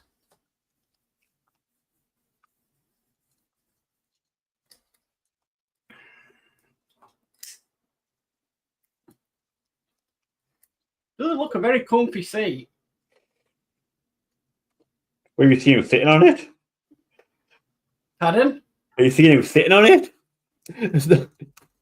Unfortunately, yes.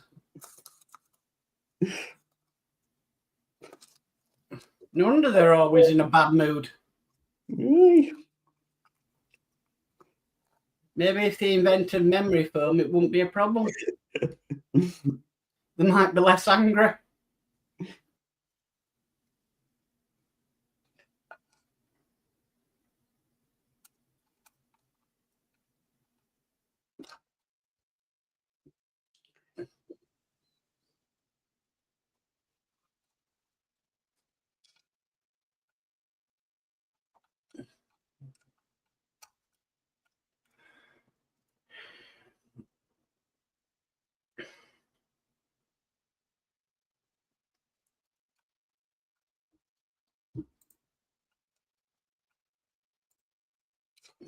Oh my lord.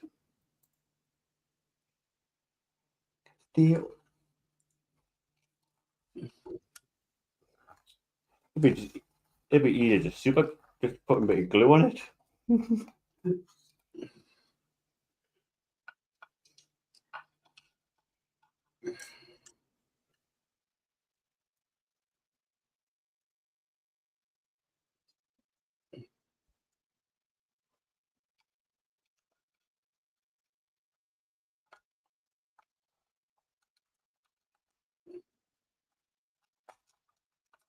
Oh no. So you're hitting the plastic part and it knocks it through. A game operation. This is precision engineering. Yep.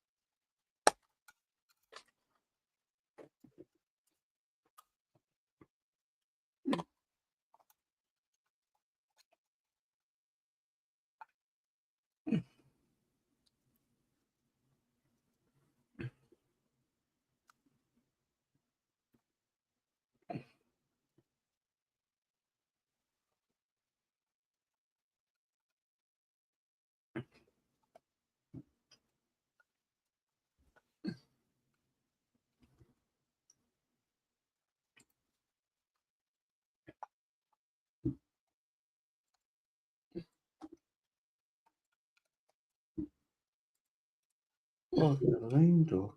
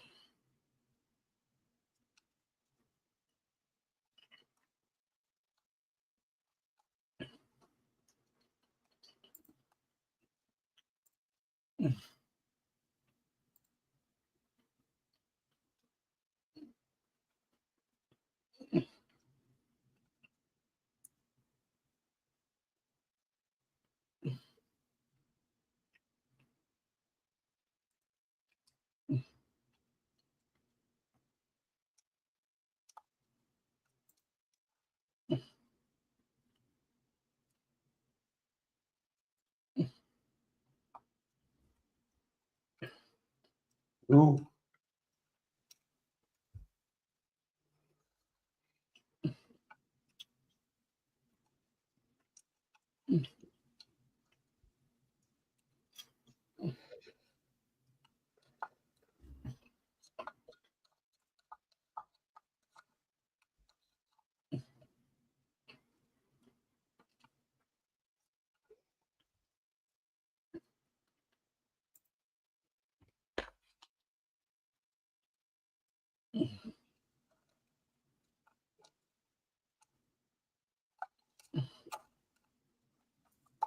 Oh, yeah.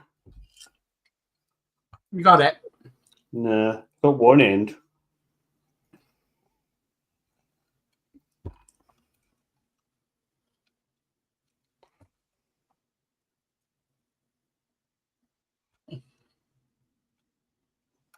But when I do get it, pushes everything out.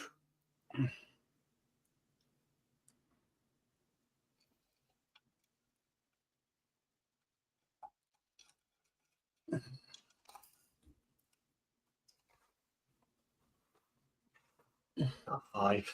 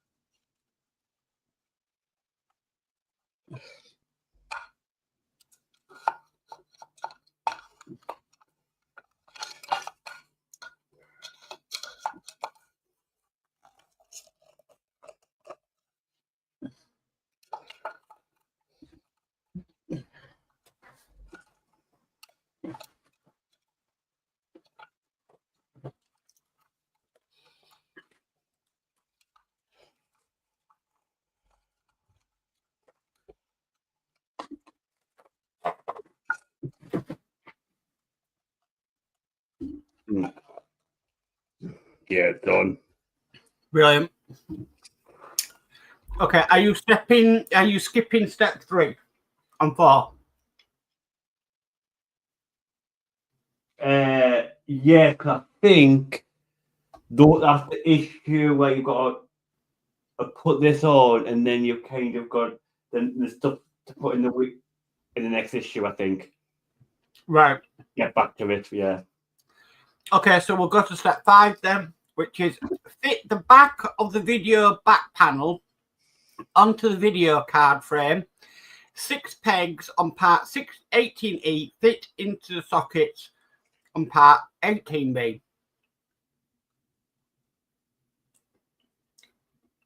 And then it says take the video card frame and check the orientation. These 2 screw sockets at the side should be nearer the top of the frame. Right, like that. Well, No, the other way around. Like that. Right. Okay.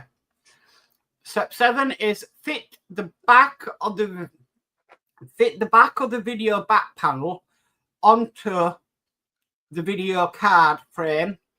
6 pegs on the back of part 18E fits into the sockets on part 18B. We've already done that.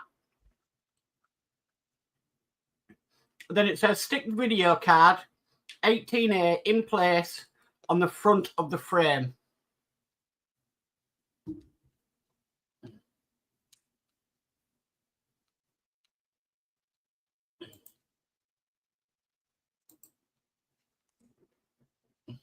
So I'm assuming these two pegs have got to stay up like that. Yeah. And it would go the other way around, Danno. If you got them two pegs at the top, Yep. I think by the picture it looks like it goes the other way around. So then I've got to. So then this has got to go that way. Yeah, that kind of square window thing Yeah. goes to the right. Like that. Yeah.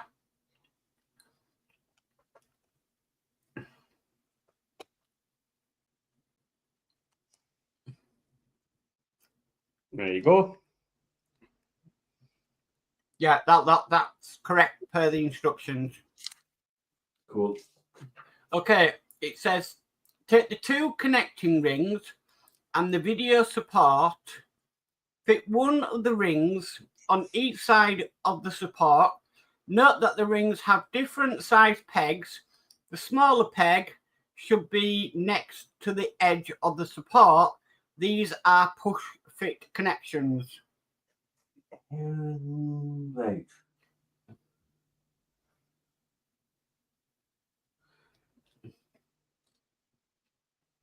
So,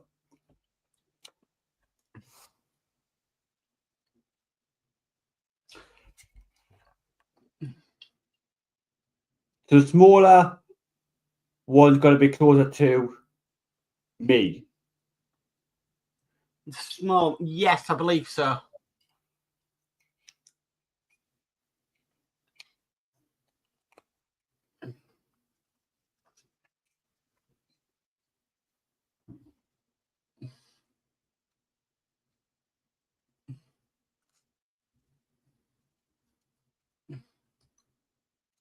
What's wrong?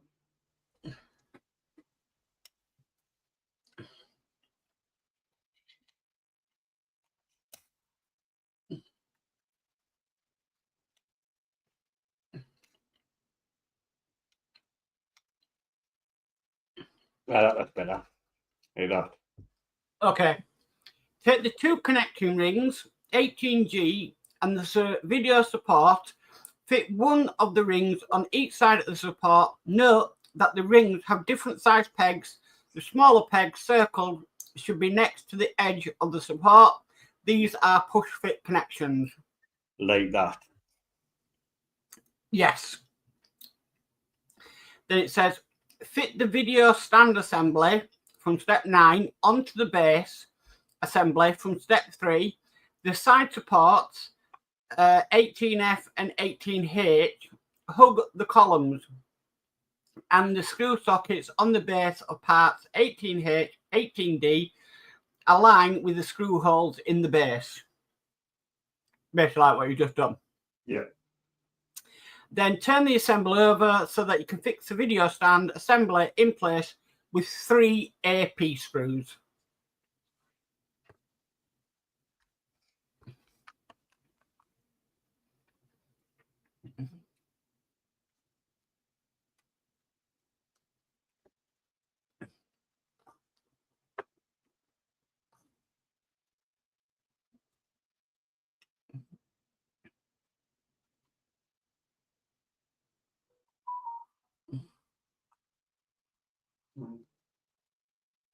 Yeah.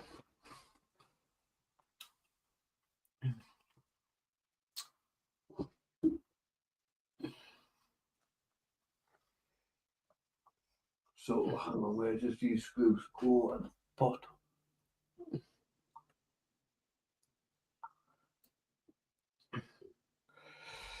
So we'll turn this over.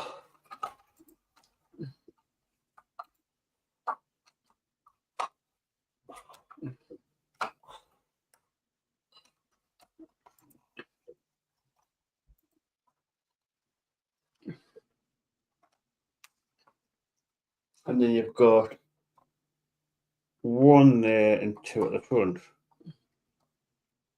I believe so.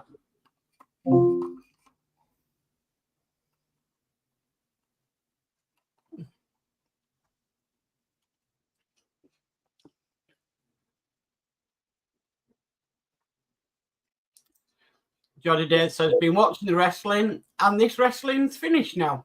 Oh.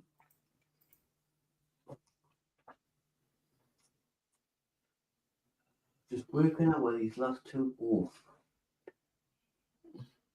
are. I think it's this one here and this one here. Yeah.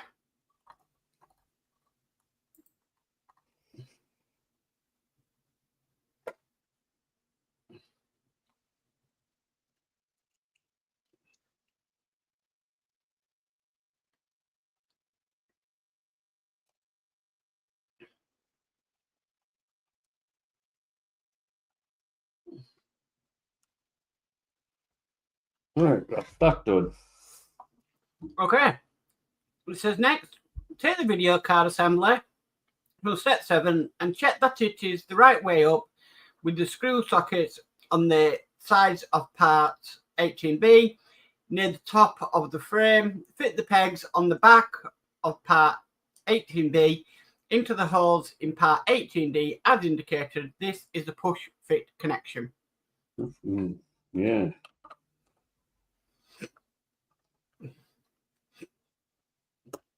There we go. Okay. Next it says optional. The protective layer can be removed from the video card, but you may prefer to leave it in place while you build more of the model to keep the image protected. I would probably do that. Yes. Okay. I couldn't tell there is one on there.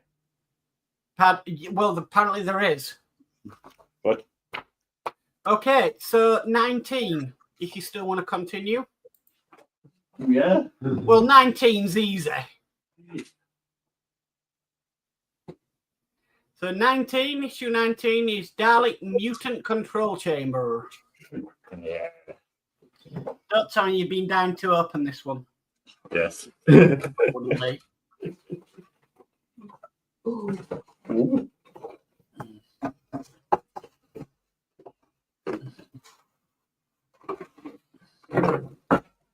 Tell you what, your recycling bin's going to be full.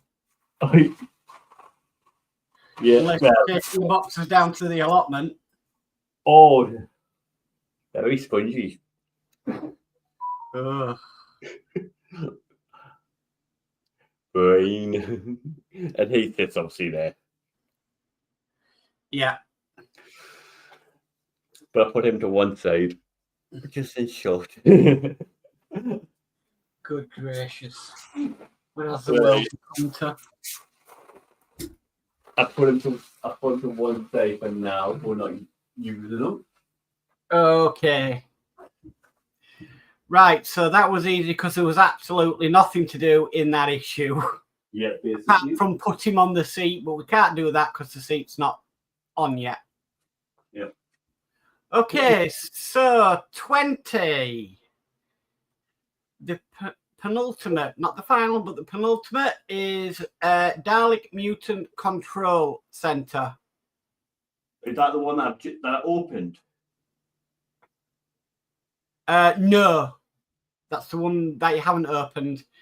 D. Harris says more brains than my missus. And Geordie says Kevin's got 2 of them, yeah, because he gets his from the shop. Yeah. So he was able to buy an extra. Yeah.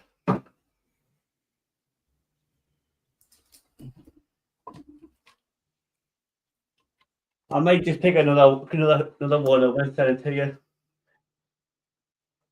Ugh. You can have it on display in front of you. I'll pass. How do you want it up? I'll pass.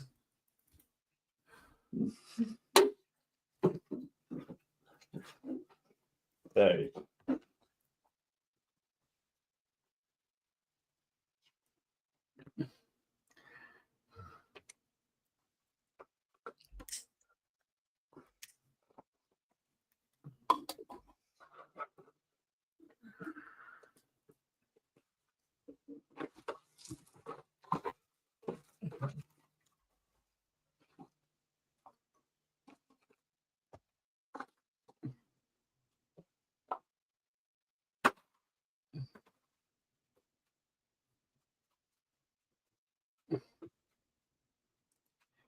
D says, put it beside Kitty. Mm-hmm. No. Port chef when you're ready. Yeah. So part A is container.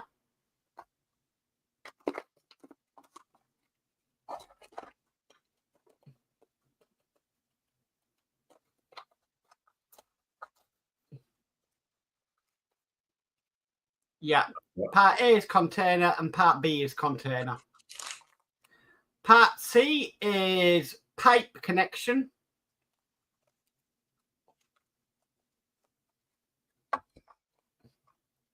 And part D is pipe connection. Yep. Part E is rear wall of internal chamber. Which is not there. And then you should have some AP screws and some FP screws. Yep. Okay. Step 1. Take container 20A labeled C and the pipe connection 20C.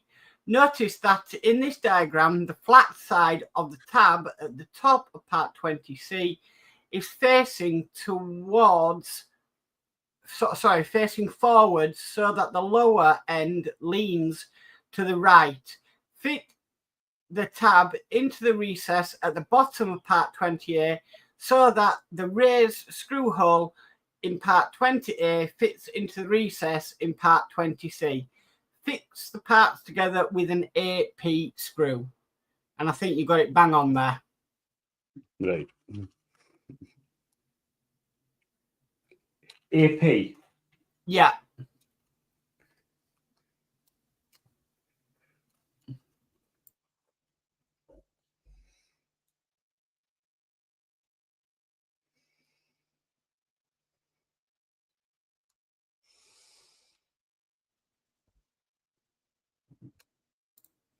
There we go. Okay, step 2 is this diagram shows the parts fixed together.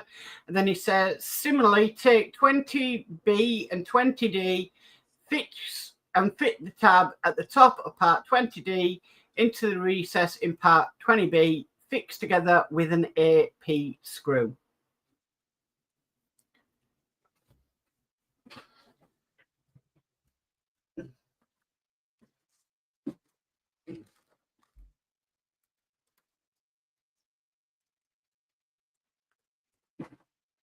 Yep.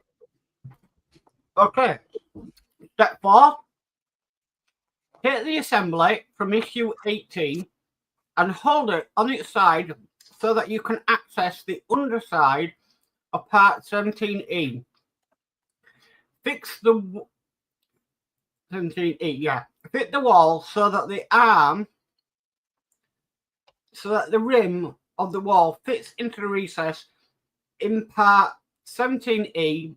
4 raised screw sockets on part 17E fit into the holes in the rim of part 20E. Fits together with 4 FP flange head screws. Also, see also step 5 and completed work.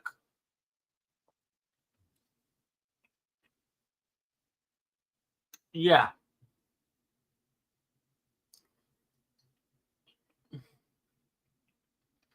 So I think what you're doing, Danno, is turning that upside down.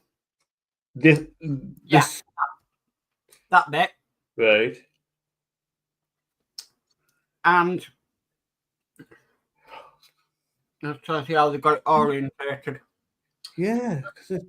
Turn it around. No. Turn it back over. Right. Have that monitor nearer to you. Okay. Now that panel goes not there. To the top in your 1-2 o'clock position, it fits onto them lugs. It's gonna. No, you're right. Go do it again. Now it's gonna go to the right hand side and it's gonna fit over the lugs. No. It's gonna hook over them, but on the other side. No. it needs to go to the right hand side, this one. There, and hook it over the lugs that you're staring at. No, other way. Hook it on.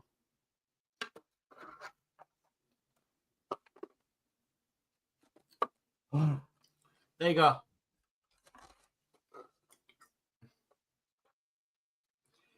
And then you're screwing that on with 4 FP screws.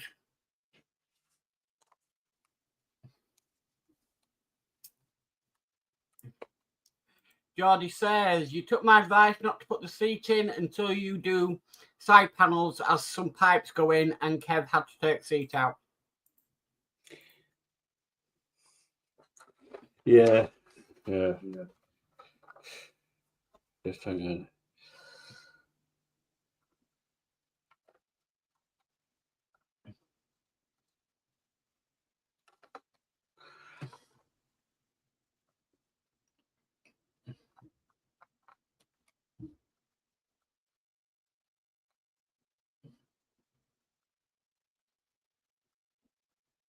Nope, that doesn't work.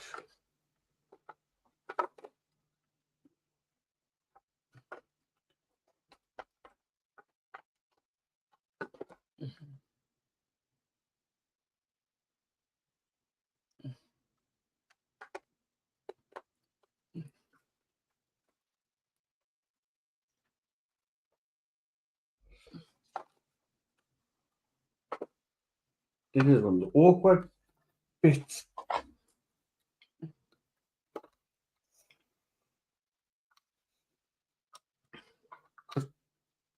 The screw doesn't fit in. Should do.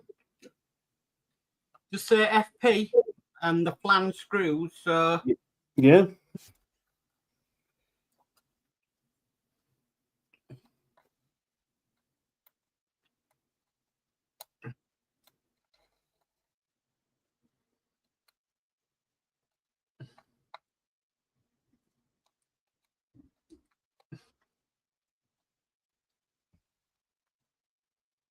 FP.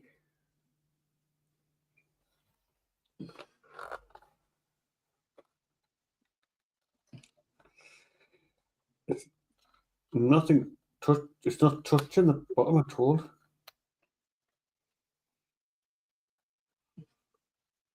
It's like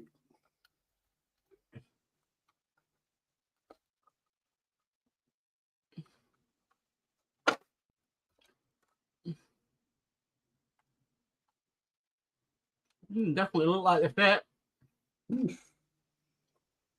yeah. Let me watch.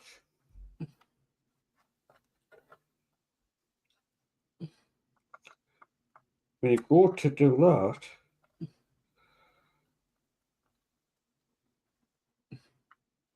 this doesn't move. That's the.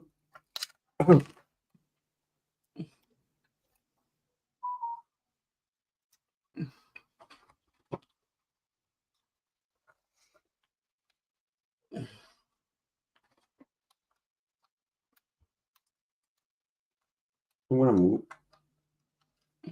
it's not going into the hole of it. It's touching the edge too. And all the holes are lined up, so it's not like.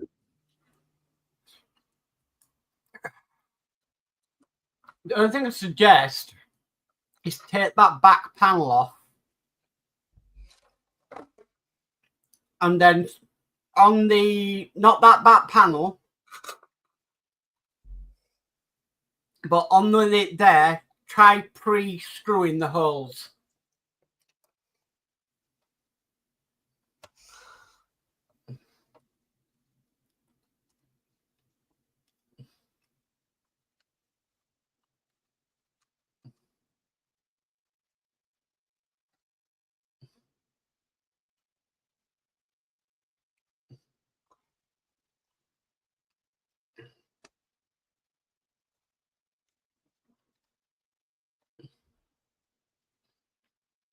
Geordie says, don't think he's pushed it in far enough. That's right.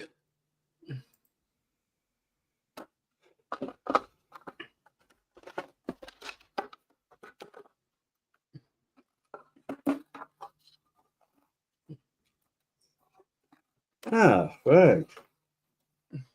Can you see what you? Yeah.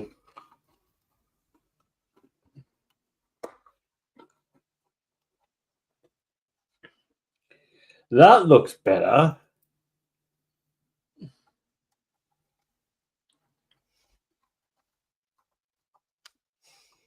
Yeah. Yeah. Thank you.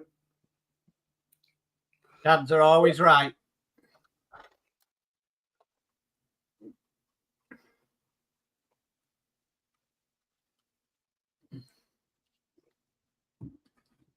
I knew that it wasn't like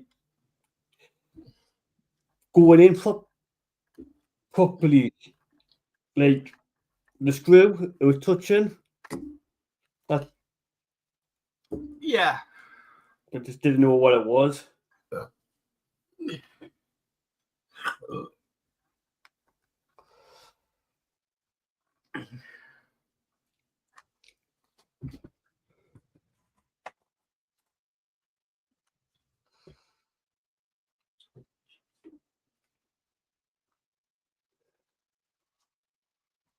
So that's that. Okay, so step 6 is turn the assembly the right way up. Take the container and pipe assembly, mark C on the inside and fit it to the wall panel behind the seat rest. The coloured arrows and circles indicate the parts that are fitted together. 2 raised screw sockets on part 20A fit into the hollow pegs on 20E, and a peg on the bottom of part 20C fits into the hole in part 17E. Right.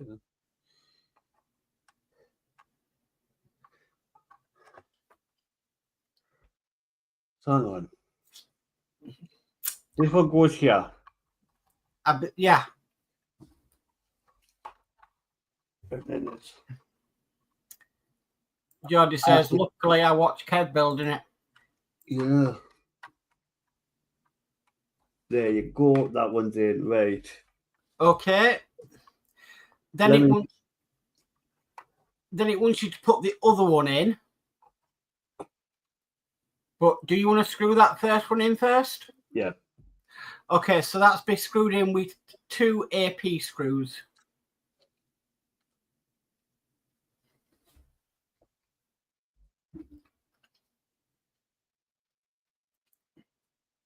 Just on the back. Yes.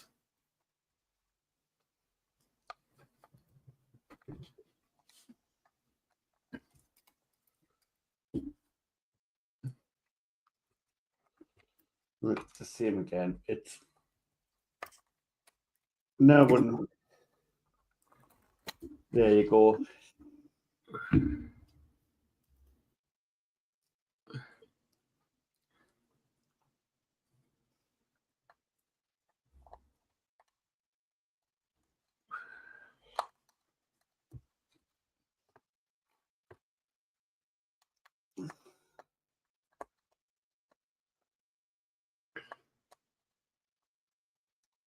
Oh, why?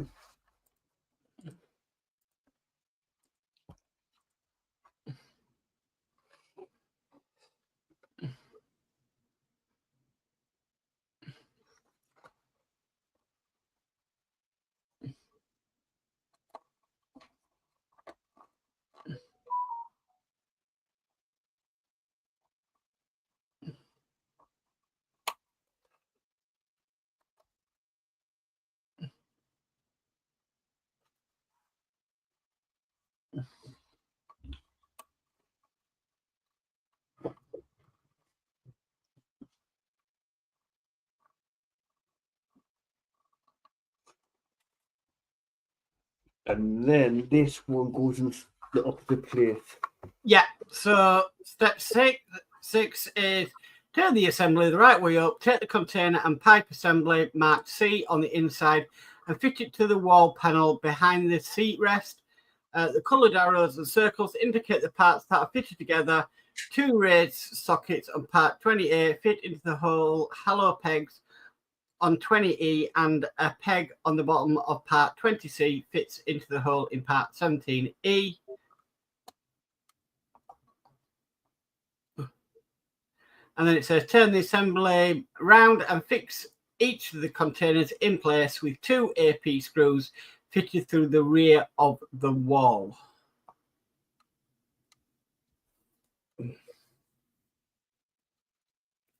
That's not fitting in.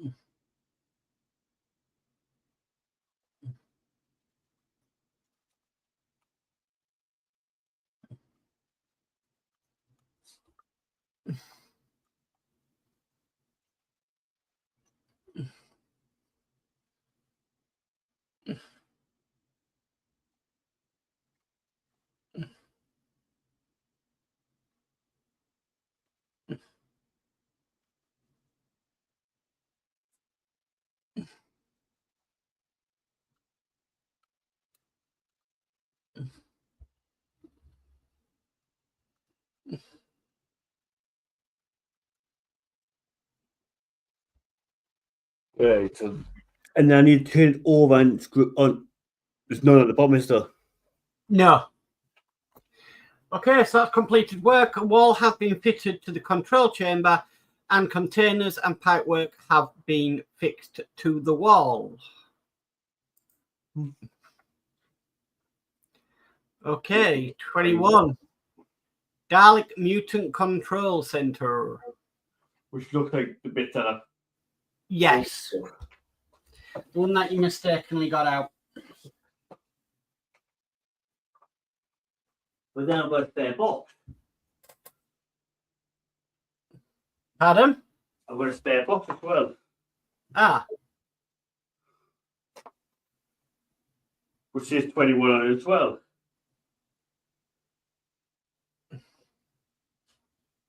I don't know. Yeah.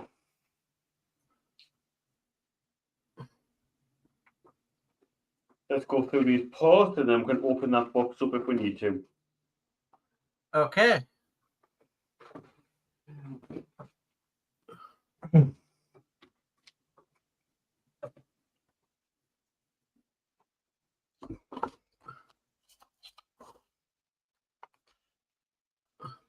Yep.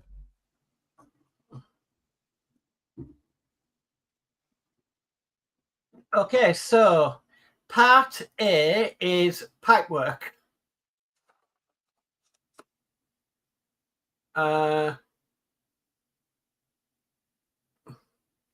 They don't look like them. Hey.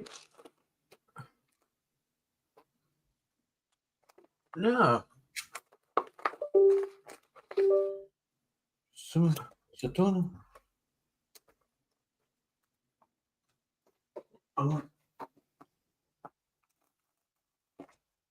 Because some of the parts I'm looking at look exactly the same as those ones. Yeah.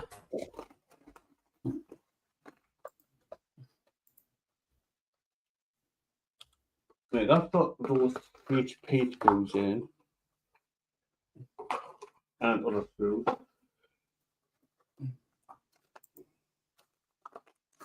And that's one of them. And I think that is. Yeah, so you got A is pipe work. Yeah. B is pipe work. C is cylindrical attachment top.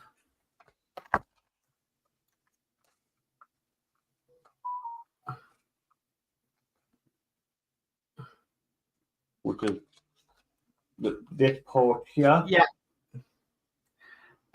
D is cylindrical attachment interior. Which is that part there. Yeah. And then E is cylindrical attachment base. Which is that part there. And then you should have HP screws and GP screws. Which is yeah.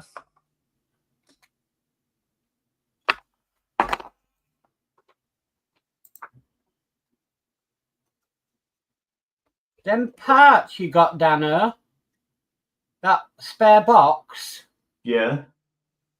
is issue 22's parts. Oh, it's almost got the magazine out for 22. I was just checking ahead, and they are issue 22's parts. Nothing with the magazine. Got the magazine. Oh, That's what I was getting confused for. so you've got issue 22 magazine and parts, but didn't realise you had. Yeah, what I must have done, obviously, when I've sorted them out and put the numbers on, Okay, well, I don't know how that happened. okay. Well, I left the magazine in the drawer. whoops. Okay, so let's do 21. So it says, step 1, take the interior and base of the cylindrical attachment, fit the interior centrally on the base. This is a push fit connection. Yeah. Okay. Step 2 is fit the top onto the base. 4 pegs on the top of part 21E fit into sockets in part 21C. To ensure the correct orientation, the spacing on the pegs is different on each side. This is a push fit connection.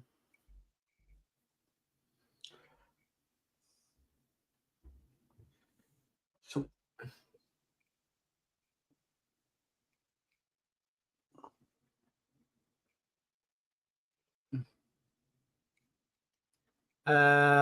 Geordie says, see, if that seat had been in, it would have been harder.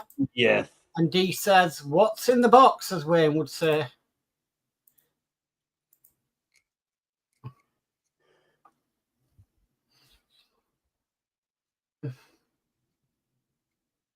There we go. Okay, step 3, fit the cylindrical attachment onto the base. 4 small pegs on the base of part 21E fit into the holes aligned in the yellow circled. The holes are unevenly spaced so that the attachment is fitted in the correct orientation. This is a push fit connection. That's, I'm sure it goes on that side, doesn't it? It can only go in one way anyway, Danno, but yeah, you got it in the right way, right side. Cool. And it says this diagram shows the cylindrical attachment in place. Step 5 is take the pipe work.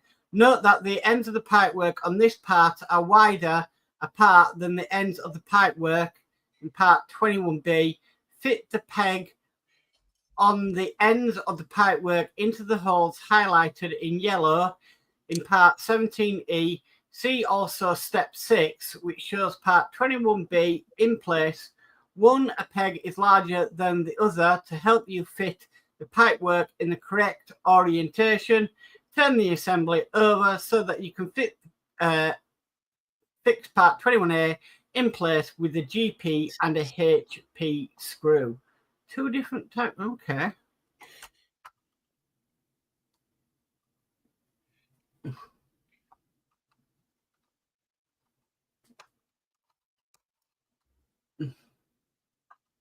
Right.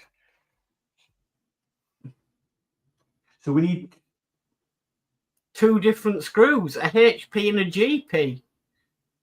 Right, so let's start with the G, because the G's at the back, isn't it? Yes. Yeah, be towards the back of the wall.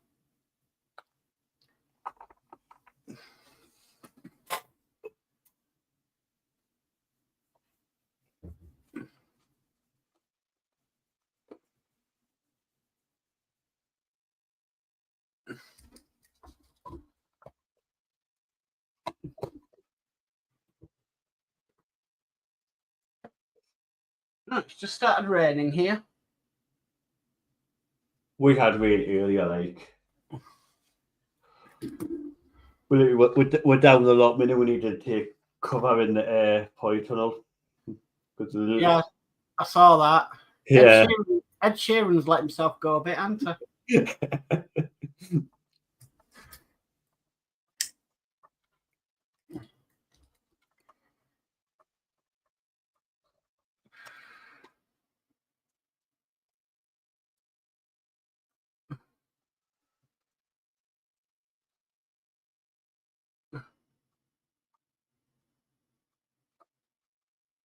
Danno, what screw is that? Is that a GP screw? GP. GP. Yeah. Needs to go towards into the other hole at the back. Oh, so I've got them the wrong way around. Yeah, you need to put it in the other one.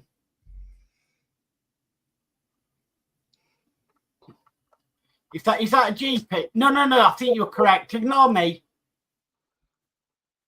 You were correct. I didn't see you put in the first screw. Yeah.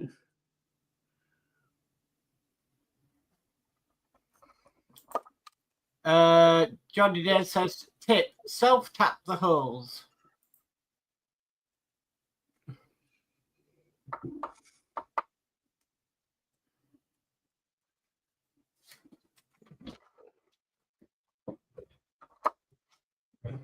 I don't think it's.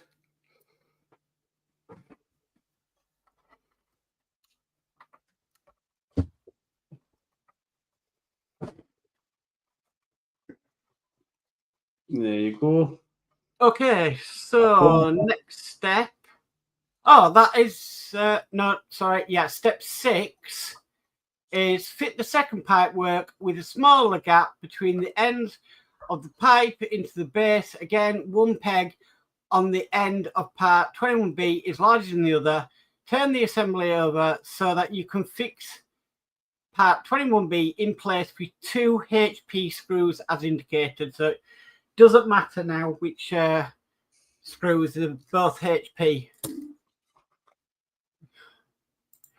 D says, get it right, Mark. LOL. I know. I'm trying.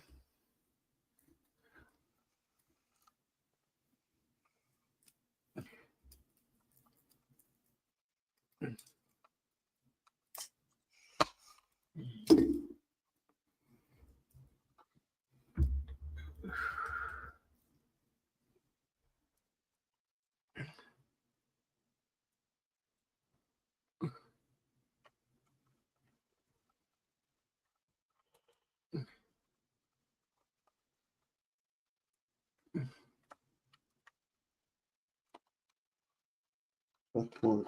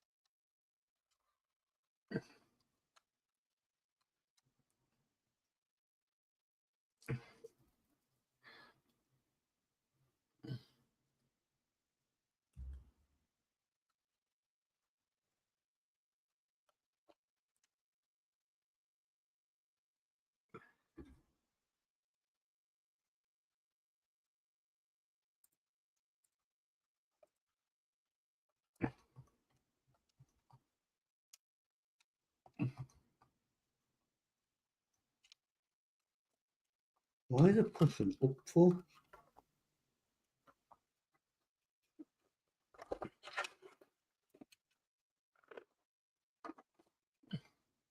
I think when I'm grabbing it, I'm grabbing the push it in, I'm grabbing the wrong side.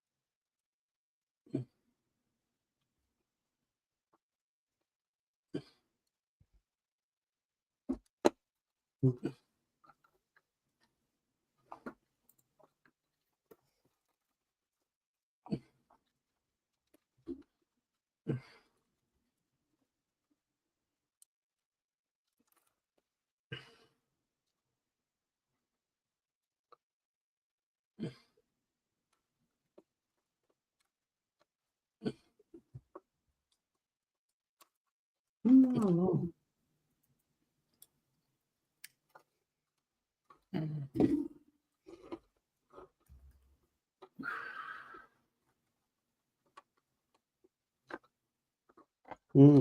There we go. It's in. Okay, so that is completed work. Further details have been fitted to the control unit.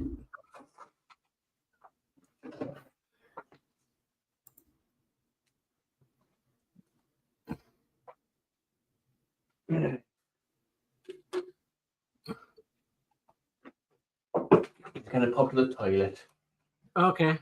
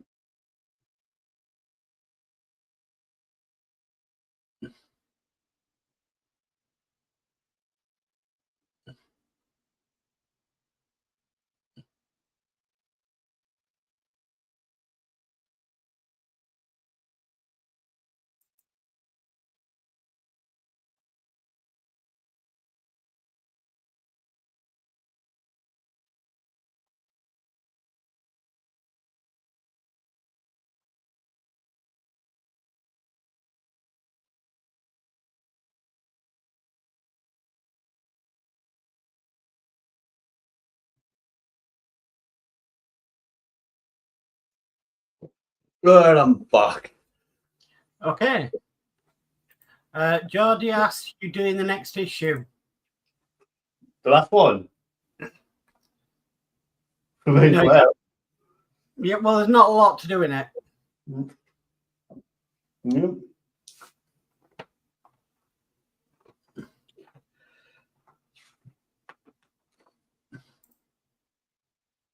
Basically, repeating what we've just done. Basically, yeah. Quick, go on now, get to the thoughts. Okay, part A is container. Which that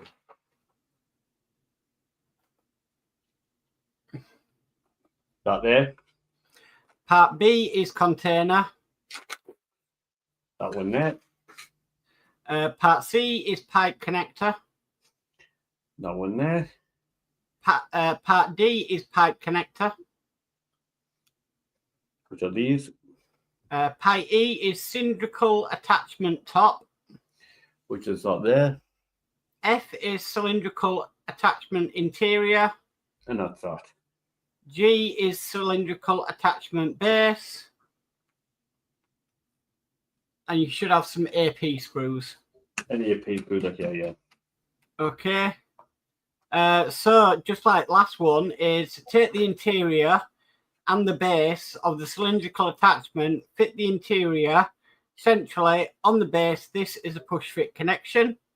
Then fit the top of the base, 4 pegs on the top of the part, fit into the sockets in the part to ensure the correct orientation. The spacing on the pegs is different on each side.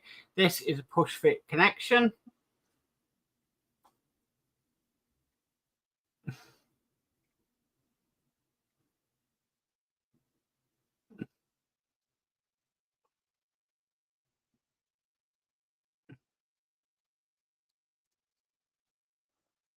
Okay, then it says fit the cylindrical attachment onto the base. 4 small pegs on the base of the part fit into holes highlighted in yellow. The holes are unevenly spaced so that the attachment is fitted in the correct orientation. This is a push fit connection.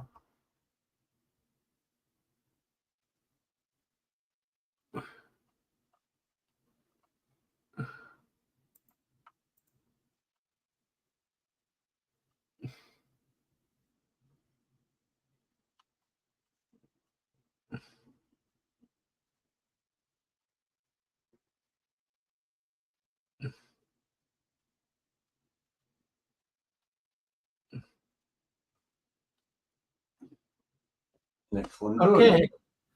Step 5 is take the container marked A on the inside and the pipework. Note the angle of the bend in the pipework in part 22C, which is different from part 22D. Fix the tab on the top of the part into the recess into the base of part 22A. Fix in place with an AP screw. Geordie says, then you can fit the seat.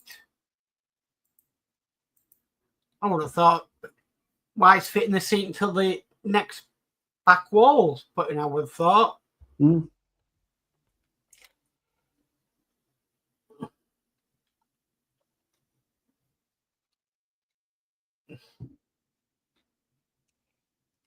Right, that one's done.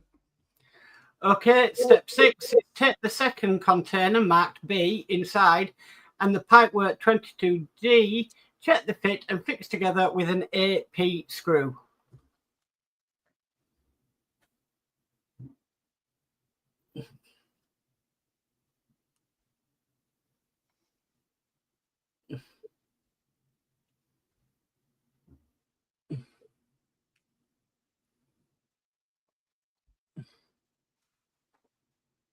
That was done. Oh, It doesn't have to fit them. No, it just says a second cylindrical unit has been fitted to the container strut pipework have been assembled. Geordie says, back wall not finished in this issue? No, because there's another section that goes to the side of it. Dan, if you just bring that thing across. Like that. You've got one section there, and then you've got another one that goes there. So there'd be no point fitting the seat until that piece of back wall's on. No, because that's thought. the wall.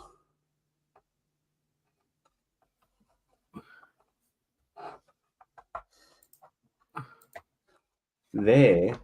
Yeah. And then I've got to swing that around. And then put all them bits in like you have done on that first section. Yeah. Then I wouldn't put the seat in yet. No. Because I reckon you'd be taking it out again. Yep. So we'll keep it out for now. And just remember, it's screwed in with AP screws. Could you not get some AP screws and just sort of tape them to the seat, and then you know what screws you need to fit the seat? Yeah.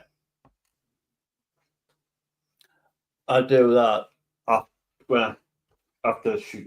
Yeah. Geordie said, okay, agree, Mark. Thought the back wall was with that issue. No. Okay, that's it. So in the next issue, I will just say we'll get the second part of the back wall and some other bits. Yeah. So that's that. Okay. We've got Todd in Marvel Phoenix who says hello and good evening all. Good evening, Todd. Hey, Todd. Geordie Dave says hi, Todd. Well, that was a mammoth 13 issues. Yeah. Wow. No. Not So I haven't done bad with time either. no. Well, it's 10 to 10. So we've been going 2 hours, 50 minutes. Wow. I think after this we can all go lie down in a dark room. So I am back on tomorrow at 7 with the Partwork Live show. When are you next, Danno? Well, I'll be on Tuesday With you. MCC. Yeah. Obviously, I probably won't be doing many of the theory live anymore because I kind of hit where I need to be. Obviously, I still be practicing, doing me pre-streams and stuff like that. Especially with the hazard second part, mostly. Yeah. Okay. Geordie Dave says, you've come at the end of the show, Todd. Yeah, just finished. Yeah. But hopefully we'll bring the Enterprise back soon. Yeah, actually enjoyed doing this live. There you go. It's been a while since I've been a part of a live build. Yeah. Been a long, long while. Yeah, I can see. I think it's been like the Titanic. Wow. Right then. Well, Todd says, my impeccable timing. Yeah. Watch back. 13 issues of the Dalek done tonight. So, yeah. D says, what a stream. Excellent work, Danno, and yourself, Mark, for translation of the so-called instructions. A good night, both. Until next time. Thank you, D. Thank you. Night. And D also says, night, Geordie and Gillian.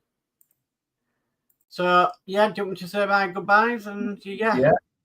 So it's a good night for me. I'll catch you all tomorrow at 7 p.m. for the Partwork Live show. Yeah. Been a good show tonight. Thank you for helping us. It's okay. And like I say, I'll see you on a Tuesday. So till then, night all. Bye.